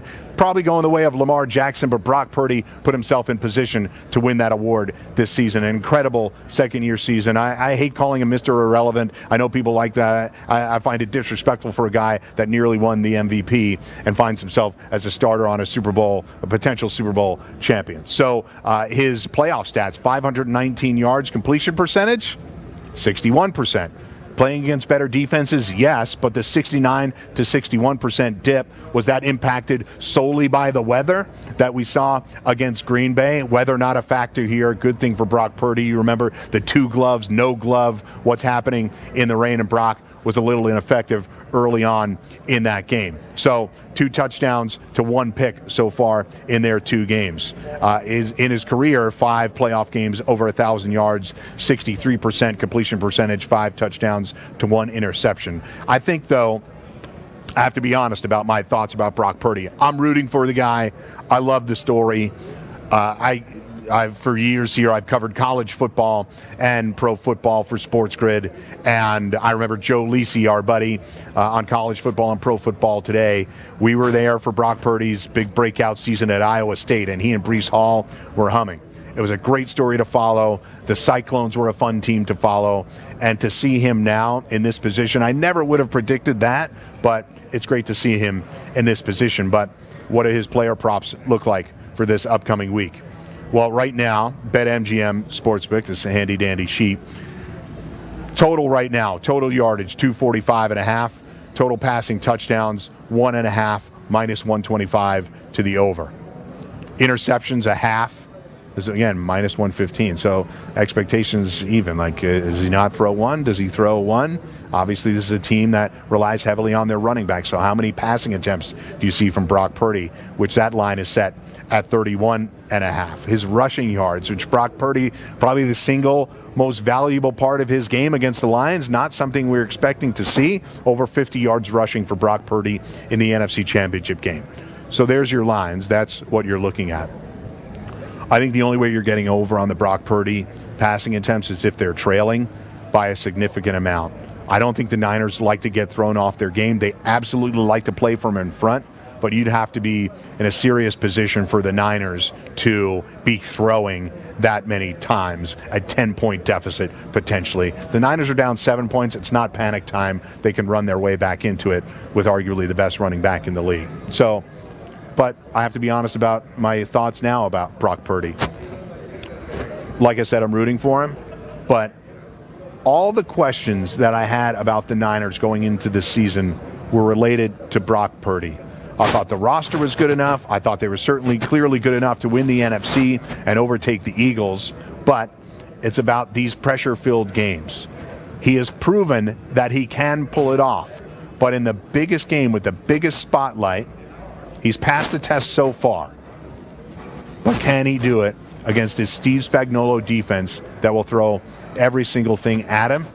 I think he'll always have that question, as will Kyle Shanahan, hanging over his head until he's holding up that Lombardi trophy. I absolutely think it's a possibility, but it's still. Brock Purdy against Patrick Mahomes is an important question to ask, and can he outplay him? Can he play well enough to complement the rest of his offense to win this game? I think it's still a question that rattles around in my head. So let's go to the other side. A guy named Patrick Mahomes. I think you're all familiar with him. Two-time Super Bowl MVP, a league MVP, and somebody that's put up, obviously, eye-opening stats throughout his career. This year, 4,183 yards, 67% completion percentage, 27-14 on the touchdown to interception ratio. I think he felt like he had to do a lot more at times this year, and that's what put us in a position of Mahomes perhaps throwing more interceptions than we're used to seeing. But in the playoffs, 718 yards, 68% completion percentage, up from the regular season. 4 touchdowns, 0 picks. Mahomes has been fantastic. Like I said, I've been beating this drum. I'll beat it all week. 23 minutes time of possession against the Bills, 37 minutes time of possession against the Ravens. He played the way they needed to play in order to win those games, and he's protected the ball. In his playoff career, 17 games, effectively a full regular season, 4,800 yards, 67% completion percentage, 39 touchdowns to 7 interceptions in 17 games. Tremendous. His big game props here. Mahomes, 261.5 yards. Passing touchdowns, 1.5. Interceptions thrown again, a half, minus 120 to the over. And passing attempts, 36.5 to passing completions, 25.5. Again, Mahomes throwing the ball 37 times, not at all out of the question, but it makes me feel like that's part of the game plan. That Isaiah Pacheco will not be as big a part of the game plan as I think he will be. I'd actually lean towards Mahomes' attempts being under because I think they will try to control the clock. Ball possession, keep McCaffrey off the field. Let's try to run it back the way we did against the Ravens. Now, is that a little too tight to play it against the 49ers, who are explosive? Yes. But I think they have a lot of confidence in their defense to step up yet again. And I think those Patrick Mahomes props, people are going to love to bet the overs. I feel good about the touchdowns. Travis Kelce, Rashee Rice, and others. I feel best about the touchdowns, but passing attempts, I don't think I'm ready to get down with Patrick Mahomes throwing the ball 37 times and the Chiefs winning this game. you have to correlate all of your bets. And if I'm somebody that thinks the Chiefs are going to win this football game, I can't sit there and say, and just throw it all day on the 49ers. I think the way they win this game, they could do that. Obviously, it's a possibility. The best player in the world is on their team. But, in my opinion, I think they win this game by controlling the clock. Isaiah Pacheco, a big part of it. I'm not calling him for MVP yet. Mahomes could have a somewhat muted day and throw for 250 yards and 2 touchdowns. Hell, he won the Super Bowl MVP. Last year, he had obviously eye-popping stats, but against the Niners last time, he threw 2 interceptions. Not a massive statistical day, but those 2 touchdowns earned him the Super Bowl MVP, and that could be the case again. So passing touchdowns is the one I like the most for him. As for Brock, it's an interesting one. I really think that those numbers are very sharp. I'm going to have Donnie talk a little bit about it when he comes on. I'll get his thoughts on Brock Purdy. But when we talk about Super Bowl MVP and you start to stack up, or he's got to go over on these props, or how efficient does he have to be? That's where Brock Purdy has to be fantastic. I think very efficient, protecting the ball like he's been doing. For these 2 players in this postseason thus far, as I bring up the numbers, for Brock Purdy to be 2 touchdowns and 1 interception thus far, and Patrick Mahomes 4 touchdowns and 0 interceptions. Safe to say that these teams are getting by protecting that football and utilizing their running game and some ball possession in order to try to. Niners were their most fast and furious, obviously, against the Lions in that third quarter position that they put themselves in. But when Donnie comes on, I think the first thing I'll ask him about is what his expectations of Brock Purdy are. I think you can get a sense of where people's heads are at in this game when I asked them about Brock Purdy. What do you think his game looks like? How do the Niners win this game? Does it have to be a fantastic performance, or is it Brock Purdy just controlling the clock, utilizing Christian McCaffrey, or maybe, by chance, using his legs again? So that's where we're at for the quarterback comparisons. We did the coaching comparisons, wanted to set the tone. We're going to start talking about more players as we get into Super Bowl MVP and see how they can go over their stats for the game. The number of touches they receive, the number of catches they receive, all big parts of the Super Bowl MVP discussion. Donnie Rightside is the host of one of the co-hosts of Pro Football Today and the early line on SportsGrid. I think he'll give you fantastic perspective on where we sit with just a few days to go before the big game kicks off down the street, Super Bowl 58. When we come back, we'll be right here live from the BetMGM Sportsbook, live from Las Vegas. It's SportsGrid live from Las Vegas. Be right back after this.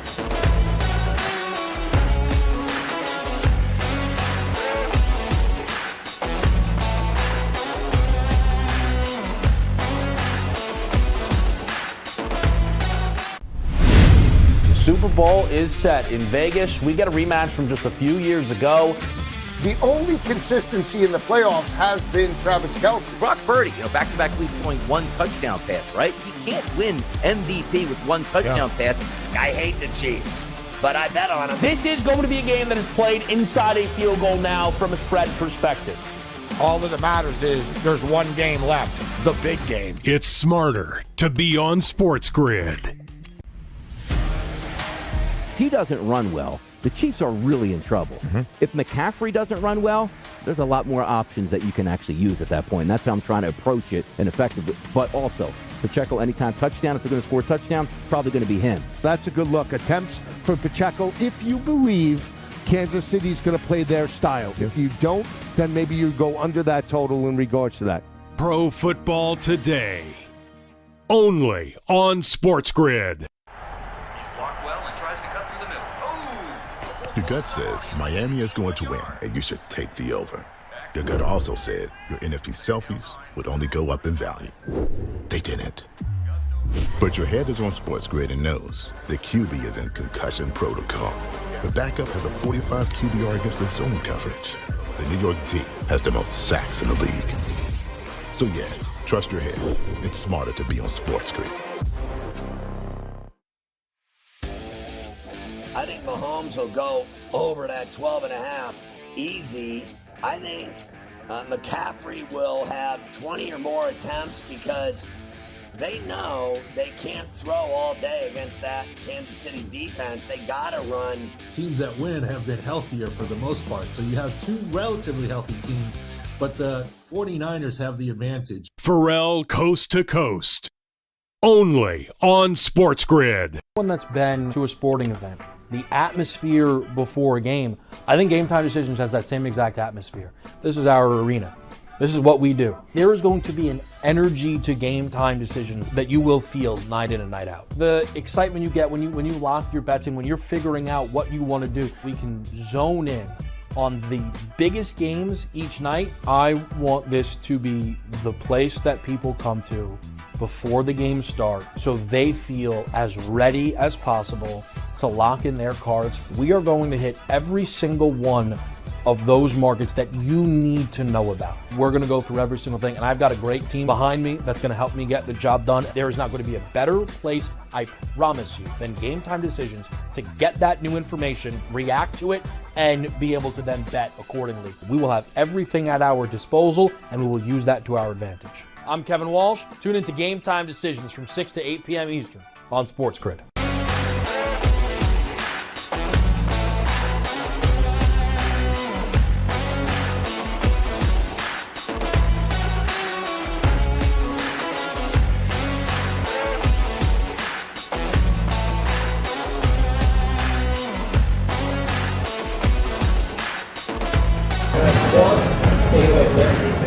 SportsGrid live from Las Vegas. We want to get you on the right side of your bet, so who better to bring in than Donnie Rightside, host of Pro Football Today in the early line on SportsGrid. Excited to be here with you, buddy. BetMGM Sportsbook. It's an unbelievable setup. Radio Row, and then right here is where you want to be. Super Bowl in Las Vegas, what's better than that? I mean, absolute energy around here. Everybody's watching, everybody's waiting here, and as you said, I heard, right down the street, the Super Bowl is taking place. It's not like we're states away, miles away. Yeah. We are literally feet away as it feels here. I'm excited for it. You can hear the tension about to start building, Mike, and it's a big week here, and we're ready to go. No doubt. Throughout the week, you can feel it building. There's more and more people coming in. You see more and more jerseys. Yep. We got a few hockey jerseys running around here. Jerseys here. Hockey arena just down the street. But what I wanted to start with you, as I will start with everybody, get a feel for the game. Obviously, we got a line that fluctuated slightly, but finds the Chiefs and Patrick Mahomes and Andy Reid as underdogs. I'll tell you what's interesting about this, too, is because, when the lines first opened up, you saw the bet come right in here on Kansas City. 2.5, down to 2, down to 1.5 at some outlets. Now we see the bounce back. But doesn't it come down to the point as we take a look, Patrick Mahomes, so hard to bet against, literally. But it's not a 16-1 team coming into the Super Bowl here, Mike. When you take a look at it, this is a team that lost a half a dozen games, is vulnerable, doesn't have a great offense, and what I mean by that is not an explosive offense here, Mike. You have two good defenses coming into this game, but I think it just gets down to, isn't it simplicity? What quarterback is going to play better in the biggest moment here? We've seen Patrick Mahomes do that multiple times. I need to see Brock Purdy do it, Mike, in the biggest moment. No doubt about it. I just got through talking about the comparisons, right? You have Patrick Mahomes as an underdog against Brock Purdy. But to your point about the Chiefs' offense, they only got over 30 points 3 times this year. Once against the Chicago Bears. The other time against the Los Angeles Chargers, a fired head coach. And the other against the Las Vegas Raiders, a team that they did it again. They did it when Antonio Pierce was head coach, but again, a team that was up and down, lots of turmoil throughout the year. It's not like they were going toe-to-toe with the best offenses and trading punches with them. I think you can make an argument that they had that type of game against the Bills, where they were trading scores, but that's kind of where we're at right now. I think you make a good point. Brock Purdy going up against Patrick Mahomes, and it's a thing that I just got done talking about. I think if somebody gives me their opinion on how Brock Purdy will play this week, I think it leans towards how they think the game will play out. So how do you think Purdy will fare in this? Here's what I'm interested to see, too. The one thing that we've noticed with Kansas City, Mike, is you're trying to get a gauge on why aren't we as explosive as we need to be, right? Rashee Rice has been very good as a rookie wide receiver. Travis Kelce sort of went MIA during the middle of the season. Not statistical-wise like catching passes, but scoring touchdowns. That's what we're used to seeing. I need to see what the tempo is going to be because I get back to taking a look at Kyle Shanahan. 2 Super Bowl appearances, right, Mike? The first one, 28-3, they end up blowing that. He's the offensive coordinator. He's going to take some of that blame. But the second Super Bowl, I didn't think they were aggressive enough, and that's Jimmy Garoppolo. Are you going to let Brock Purdy enter this football game and say, you know what, kid, win this for us? Or are you going to be conservative with Christian McCaffrey and say, you know what, we've been very good all season long, controlling the football, taking our deep shots when needed to be. I like Brock Purdy this year. I think he's been sensational. But in the biggest moments, I need to see it here. And that's what I keep getting back to. Like, what's that first play going to be? 7-yard slant, 5-yard out handoff? Or are they going to take a deep shot saying, no, we're here to play and Brock Purdy's ready for the biggest moment? That's what I need to see right off the bat.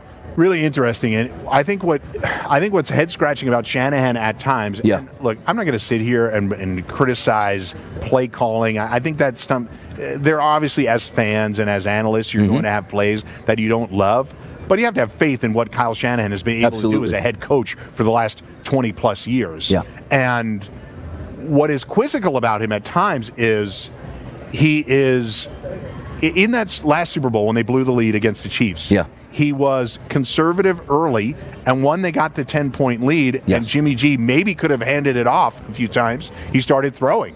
And Jimmy G started the game 18 of 21, finished the game 2 of 10 with an interception. It lost them the football game. Yeah. And there were times there where you said, well, geez, why don't you just hand the ball off? Your rushing attack has been legitimate. So that's what I'm curious about from Kyle Shanahan and Brock Purdy. I think you raise a really good point. I think you look at his props, and he's probably the hardest guy to read because we don't know how they're going to call that game. No, it's a great point. Right? So we think Christian McCaffrey could touch the ball 25 times, and when I start looking at Brock's props and 31.5 pass attempts, I say, I really don't know.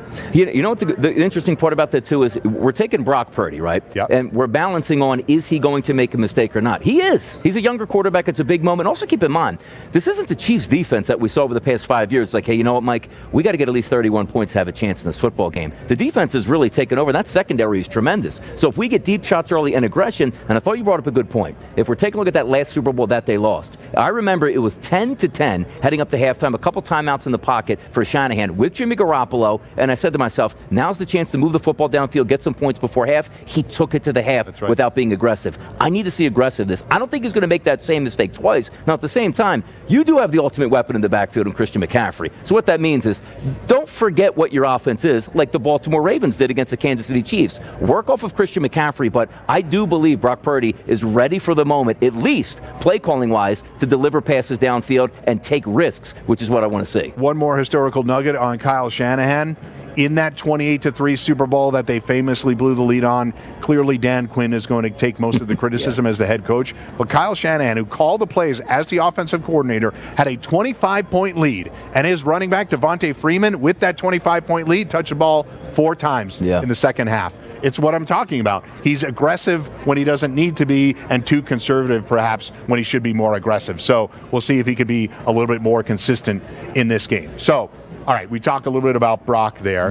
How about your approach as a bettor to this? Because we have so many bets in the Super Bowl that are not necessarily positive EV bets, and people are going to load up on the octopus or the coin flip and things like that, which are very variable. So what is your approach coming in? Side, total, or you like to lean in on the props? I'll tell you what's interesting. I mean, again, the evolution of legalized gambling in the United States really changed me as well. Didn't it used to be, hey, Mike, what are you going to take? Well, I like the over or I like a side in this one. Maybe you get a first half total. Maybe you get a first half side for a team. Prop bets now seem to be the edge that you can have because you can take a look and say, well, I don't really know if I like the 49ers to win this game. I don't know if I like the Chiefs to win this game. But you know what I do like, Mike? Deebo Samuel to have a solid performance. If the game flow is correct, Christian McCaffrey is going to get a couple more runs in the fourth quarter because I do believe the San Francisco 49ers are going to be aggressive and playing from ahead there. So from my vantage point, you know what bet I actually like the most? Over 23.5 in the first half.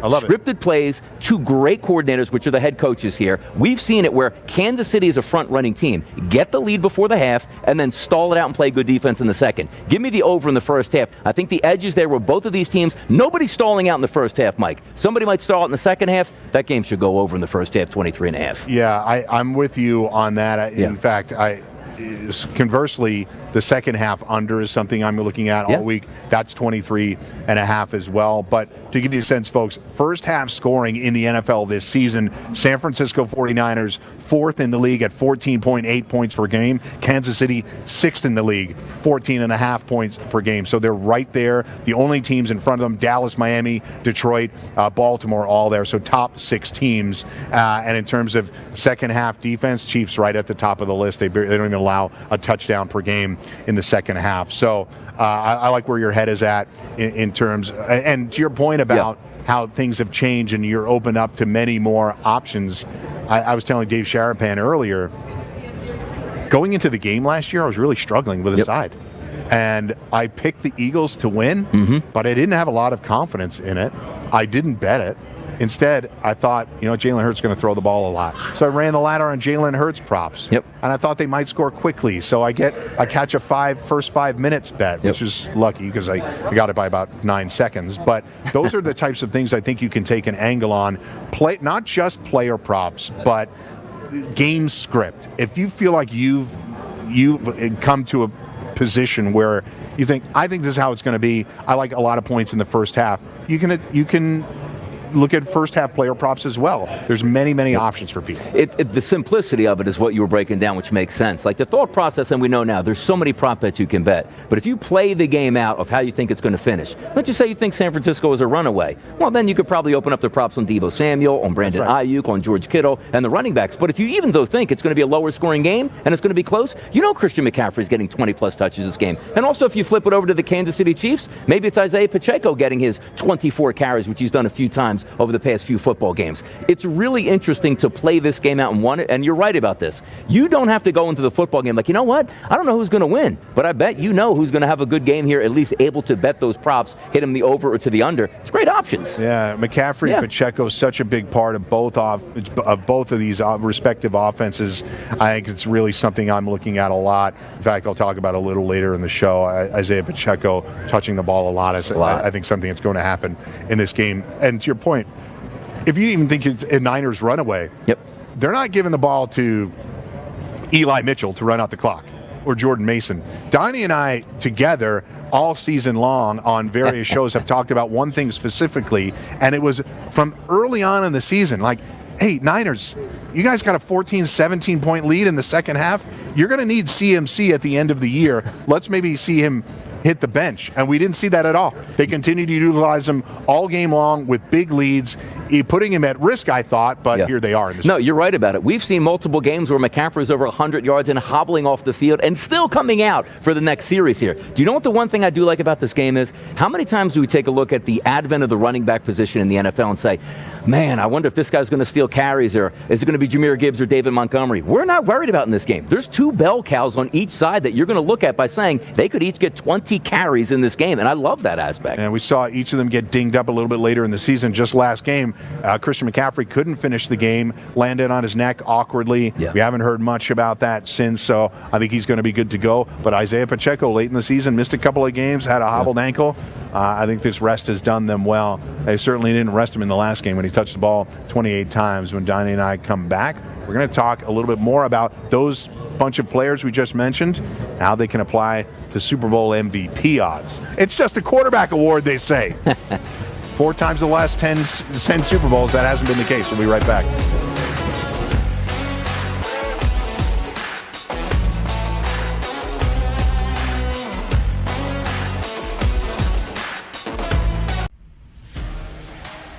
Tyreek, the first meeting, still had 5 catches. And Amon-Ra St. Brown still went through his number receptions-wise as well. Ayuk is now checking into a bit of the do category here. We're talking about a field goal or less. The last time we saw a number greater than 5 was way back in February of 2008. It was that Super Bowl between the Steelers and the Cardinals, Super Bowl 43. Pro Football Today, only on SportsGrid. Jordan Clarkson is a walking bucket. He will shoot you in games. He will shoot you out of games. But he is the perfect 6th man for a team looking for bench production. A guy that can go get his own shot. Betting above the rim, only on SportsGrid. Don't want any distractions. And Vinny, on the eve of these teams getting to Las Vegas, we got a distraction. We know that there's some family issues, not only with his dad there, but his brother has had a lot of run-ins here that have not looked good for the quarterback. But again, he's a different guy. I think we've understood that. Newswire, only on SportsGrid. The fact that they're going to try to run Pacheco down San Francisco's throat, as much as McCaffrey's going to get the ball for San Francisco, I think both of them will play well. I think if the Niners win this game, Scotty, I think McCaffrey is the guy. I think he has a monster game for the Niners to win that. I think it's going to have his fingerprints all over it if it does happen. Pharrell Coast to Coast. Only on SportsGrid. It's smarter to be on SportsGrid. Your 24/7 sports wagering network. We'll look at the Heisman Trophy The early race line. and what it all means. Individual success. You should have tried to get something for Anthony Rendon. Not bought at the deadline. Newswire. We're getting a lot of news, trades, cuts, and some movement in terms of starting quarterbacks, backup Pharrell quarterbacks. Coast to Coast. I want to watch great players make buckets and win games. Game time You have decisions. no idea what the heck the Blazers are doing and what they In game live. Just Prime took 'em time. yard for a grand slam. The bottom of the fourth inning in a 12-2 baseball game. We got football scores going on at Wrigley right now. Sports Rage That was late good betting. night. We waited for 1.5. We got paid. We did. Patient, did like the 2.5. Jumped on There's it. no taking weeks off in golf betting ever. These are the best weeks to bet. It's smarter to be on SportsGrid.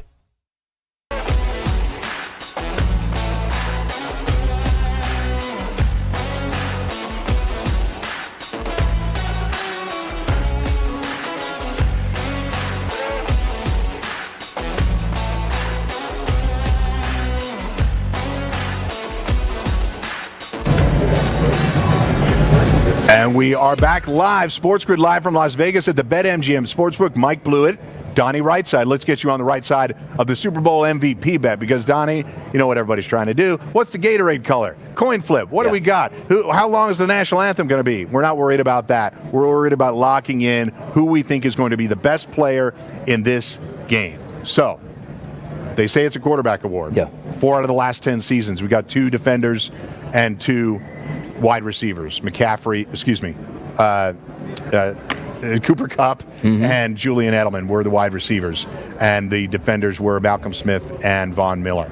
So, and 9 times this century, the 24 Super Bowl MVP winners, we have non-quarterbacks, 4 defenders, 5 wide receivers, no running back since Terrell Davis in the 1998 season when he did it against the Falcons, a bell cow back of the highest order in a Shanahan offense. We find another running back in a Shanahan offense that was competing for the MVP of the regular season. It had been a while since that happened. And then on the other side, Isaiah Pacheco. The Chiefs' offense has become more concentrated. We'll get to that in a moment. How about the Niners? How do you see this playing out for MVP options? The MVP options for the 49ers, again, we're in Las Vegas. Take a shot if you hear this term again. Game script here, because that's what it's dependent on here. If the game goes, let's just say we have a carbon copy of the Baltimore Ravens game, 17-10, right? Yep. That means it leaves open a chance for a defender, if he makes a big play, pick 6, could legitimately win MVP, which we know is hard to do. Also, it takes probably the quarterbacks out of play, right? Because if you're only looking at 30-some-odd points in this football game, if it's that low, well, what are the numbers on Patrick Mahomes and Brock Purdy? Which then again brings in the running backs and how many touches they're going to have. But from a 49ers perspective, I think it starts, it doesn't end with Christian McCaffrey, even though he doesn't even have as high as price as Brock Purdy. If we're looking for the game script to go forward, what would shock you in this game? I mean, watch the Baltimore Ravens go up against the Kansas City Chiefs and forget how to run the football. I don't think Kyle Shanahan's going to forget how to run the football in this game. So if I'm looking at Christian McCaffrey to get 20 total touches, give me 20 carries on the ground, 5 in the air, that should be what, 130, 140 yards? That's roughly his average here. And if we take a look at Christian McCaffrey throughout the season, take away the Washington game, Mike, where he actually got injured. He only didn't score a touchdown in 2 football games. Right. That includes the playoffs, where he has 4 total touchdowns, 2 and 2 in the NFC divisional round and the NFC championship game. So that's where I want to start here. But also, you know, Kevin, we've argued all year long on Brock Purdy. MVP numbers for the regular season, now MVP numbers, and can he carry the 49ers? He can in the right moments here, but how much is he going to dictate? Is it going to be Deebo Samuel getting 15 touches, which means 4 to 5 carries and a lot of catches? Is it going to be George Kittle? There's so many options here, but for the 49ers, for me, Donnie, you have one bet to take on an MVP. It's going to be Christian McCaffrey for me, Mike. It is. I like it. I mean, a big part of the offense. The numbers are inflated, Donnie, because we have not seen a Super Bowl MVP in such a long period of time. The thought process is, well, if the Chiefs win this game, it's got to be Mahomes. If the Niners win this game, it'll probably be Purdy. But we're laying out the path for these other options to happen. Christian McCaffrey in the NFC Championship game, 24 touches, 132 yards, and 2 touchdowns. Yeah. If a running back, either one, puts up a stat line like this in the game and wins, that's MVP worthy. Yeah. It does. Now, if it's a runaway and the quarterback has also put up 3 touchdowns, we have something, frankly, that I don't anticipate. You always have to correlate your bets, Darnie. Yes, right? We talk correct. about it a lot. So if you think it's going to be a runaway, you have to bet that way. You're not going to bet a Niners runaway and a bunch of Patrick Mahomes unders, because he'll be coming back in the game. He'll have to put up a lot of passing attempts. So, all right. So, and the game before that, 29 touches for McCaffrey, over 100 yards and 2 touchdowns. To your point, just putting up big numbers. So, now let's go to the other side. Game script for the Chiefs. Ignore that you maybe are leaning towards the Niners. Okay.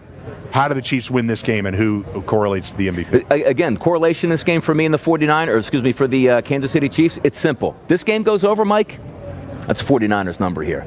They have to win, talking about the Kansas City Chiefs, at a slower pace, which is what they're doing. I agree. You take a look at the playoff games that they played. 26-7 over the Miami Dolphins. Played from the front the entire way. Yep. The Buffalo Bills played from the front in that game. And then you take a look at the AFC Championship game. Didn't even score in the second half. Didn't need to. They played from the front. If they get behind, we're going to have to start pressing it down. Now, as I talked about Brock Purdy as well, where I like Christian McCaffrey technically as the MVP market here for the San Francisco 49ers, if it's a high-scoring game, you know what that means? Brock Purdy did well, but also Christian McCaffrey probably found pay dirt 2 times here.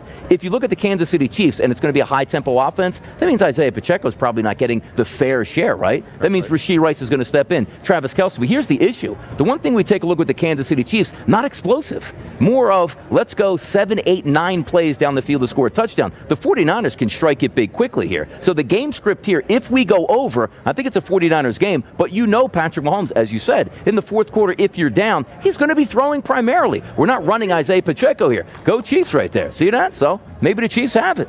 So we'd be silly to not talk about Patrick Mahomes being the favorite as Super Bowl MVP, and we'll give you the lines. I'll give you the live lines as I look at them right now. Patrick Mahomes at plus 130, Brock Purdy at plus 220, McCaffrey at plus 450, Kelce plus 1,400, Debo plus 2,500, and Pacheco at plus 3,500. So I'll make my case for Super Bowl MVP. Mahomes has been here a few times in the 2 Super Bowls that he's won. He was a Super Bowl MVP, including a game against this 49ers team in which he threw 2 interceptions. Damian Williams put up big numbers. He didn't get the award. Mahomes really led the comeback, thus the award. So I don't really have to make a case for Patrick Mahomes. If the Chiefs win the football game and he's efficient and doesn't turn the ball over, as he has not done so far in the postseason, he can win the award. He's the favorite.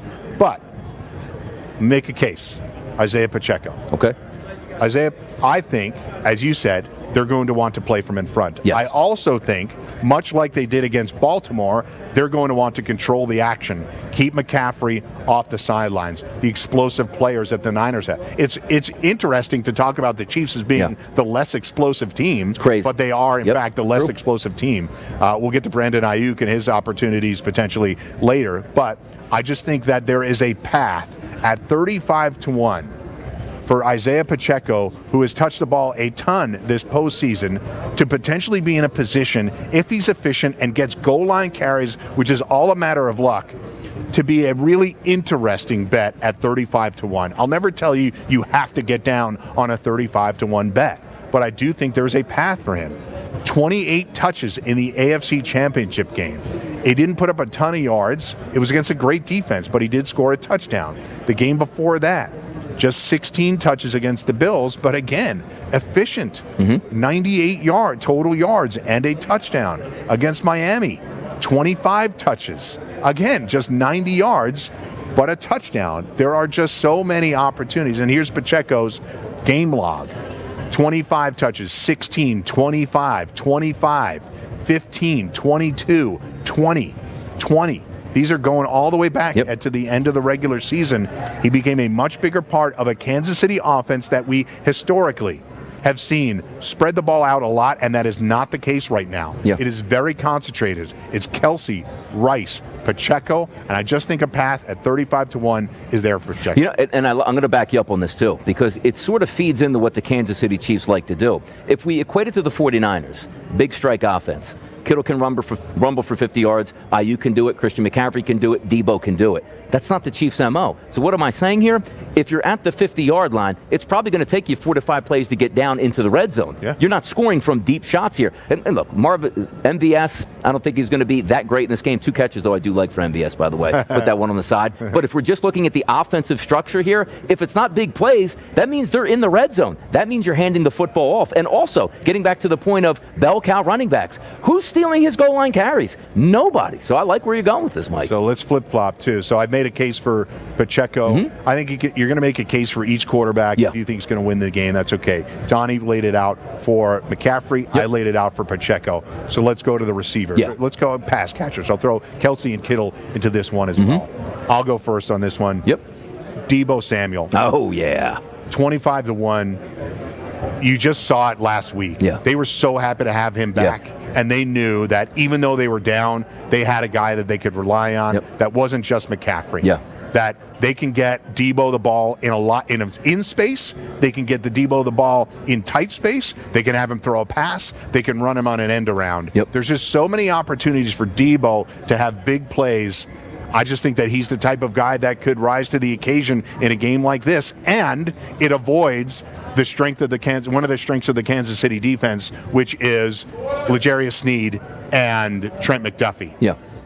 The Ayuk, I think, could get taken out. I don't really see Ayuk as an option in this game.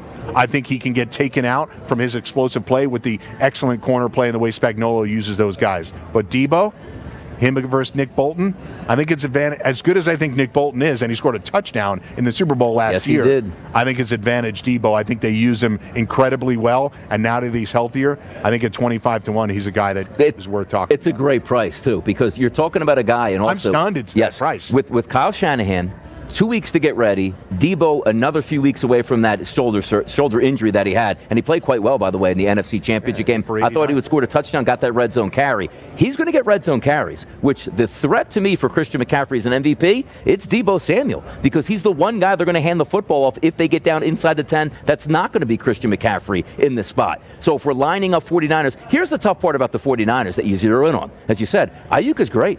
Kittle is great. McCaffrey is great. Deebo is great. Brock Purdy's the quarterback. And if you think they're going to win, that's a lot of people in that melting pot. So it is tough to do, but you're right about Deebo Samuel. He is going to get at least 10 touches between catches and runs. It's just a matter if he's going to be able to match McCaffrey in that total yardage, which is going to be tough. But again, they're not priced at 4-1 apiece. That's why you're getting such a deal on Deebo Samuel. So I agree with you on Deebo Samuel and the 49ers. He's a great option. Yeah, and just at risk of contradicting myself, yes, you want to correlate your bets, but it's always okay if look, we're not saying you have to take huge positions on these, but I think I'm leaning Chiefs in this game, but I'm looking at the most likely paths, and I can put a little bit down, by the way, on the non-quarterbacks and take a position that way and still come out ahead. You could put $100 on McCaffrey, you got $20 here on Deebo, $20 on $20 on Pacheco. So there are ways to play it that you can still come out positive. Always manage your bankroll appropriately. So we've talked about a pretty wide swath of guys here, but perhaps the most talked about player that we haven't gotten to yet is Travis Kelce. Both on the field and off, he's talked about. So what do you think he looks like in this game? Look, the one thing you can go into a football game and say it's easy. Let's just shut down Travis Kelce and the Chiefs can't move the football. Well, why didn't the Ravens do that? 11 targets, 11 catches. He was absolutely dominant. You're not going to take him out of the football game, even putting those 2 athletic linebackers from the 49ers on him. He's going to make his way through. So if you're looking from a Chiefs perspective, do we trust Rashee Rice? To some degree, right? Do you trust any other wide receiver? Not really. Nope. It's going to be Travis Kelce, and Andy Reid is a good enough coach. You give him 2 weeks to prepare. You know already his numbers off of the bye week. No matter what you think were your game plan for the 49ers to shut him down, they won't be able to do it. So he's a viable option. Pacheco and Kelce for me, the chances for MVP, of course, outside of Patrick Mahomes. Yeah, first 15 to 20 plays for the Chiefs are already scripted. You know it. And if anybody had any doubt, Travis Kelce's falling off. There was a storyline at points this season. If anybody had any doubts that this guy can bring it, he went up against Roquan Smith and Patrick Queen and did that in the first half. Had 9-10 catches in the first half. Dre Greenlaw and Fred Warner are an extremely tough test. I would say the toughest test in the entire NFL, but he aced he aced the test last week, and I think he might have an opportunity to do it again. So we'll come back to close out this program. Donnie Rightside, thank you for joining us. He'll be on Pro Football Today all week live here from Las Vegas. I'm closing it out live from Las Vegas at the BetMGM Sportsbook right after this.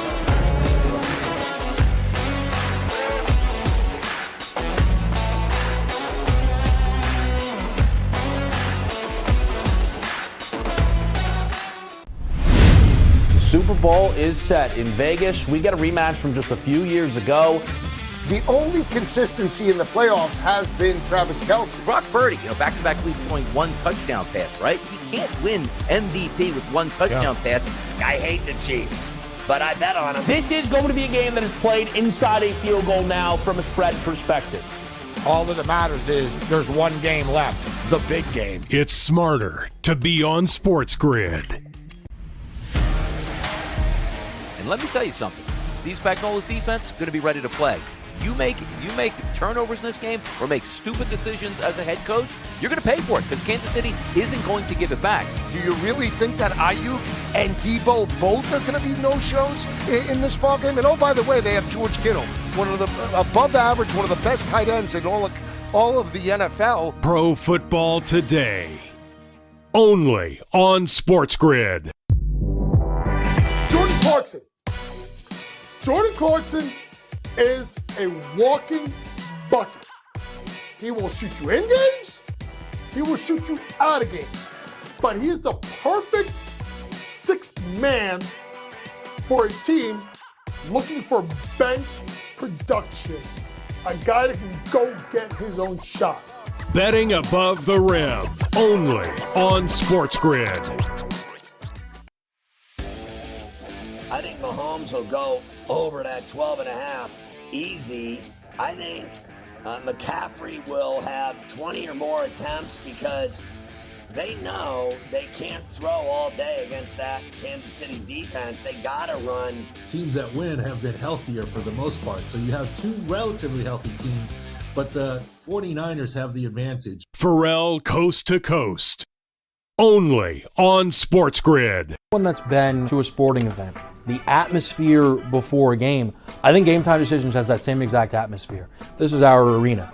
This is what we do. There is going to be an energy to Game Time Decisions that you will feel night in and night out. The excitement you get when you lock your bets in, when you're figuring out what you want to do, we can zone in on the biggest games each night. I want this to be the place that people come to before the games start so they feel as ready as possible to lock in their cards. We are going to hit every single one of those markets that you need to know about. We're going to go through every single thing, and I've got a great team behind me that's going to help me get the job done. There is not going to be a better place, I promise you, than Game Time Decisions to get that new information, react to it, and be able to then bet accordingly. We will have everything at our disposal, and we will use that to our advantage. I'm Kevin Walsh. Tune into Game Time Decisions from 6 to 8 p.m. Eastern on SportsGrid.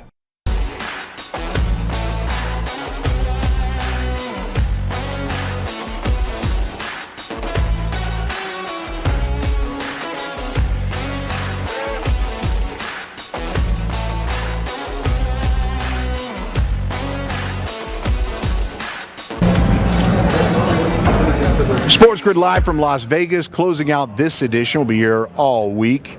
Excited to be with you every day this week. But what I would say is, the way we're gonna close it out is with a best bet. We'll give you one each day. Play a prop. We'll talk about which team I think is going to win later in the week. Although I think you got a sense from the first program which way I'm leaning. So let's start to correlate some bets. Isaiah Pacheco. What does his game logs look like for the last couple of months? I went through them earlier.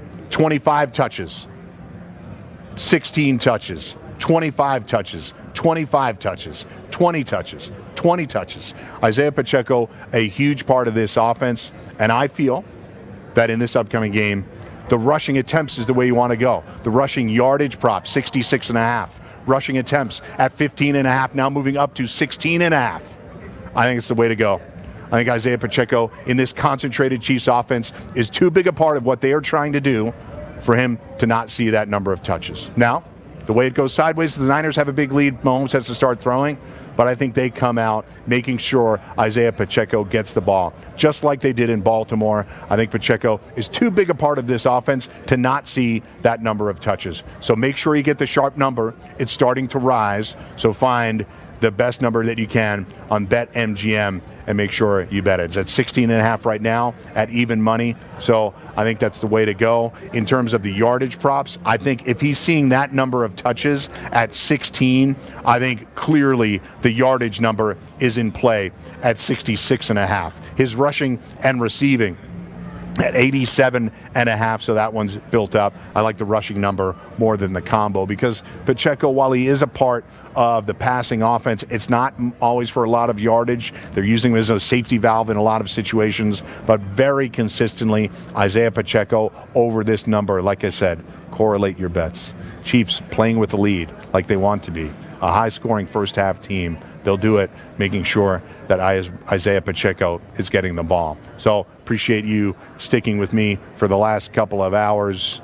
We're going to be here live all week. Look at this place. Super Bowl's right down the street. Live from the BetMGM Sportsbook. Mike Blewitt, SportsGrid live from Las Vegas every day this week. We'll see you soon.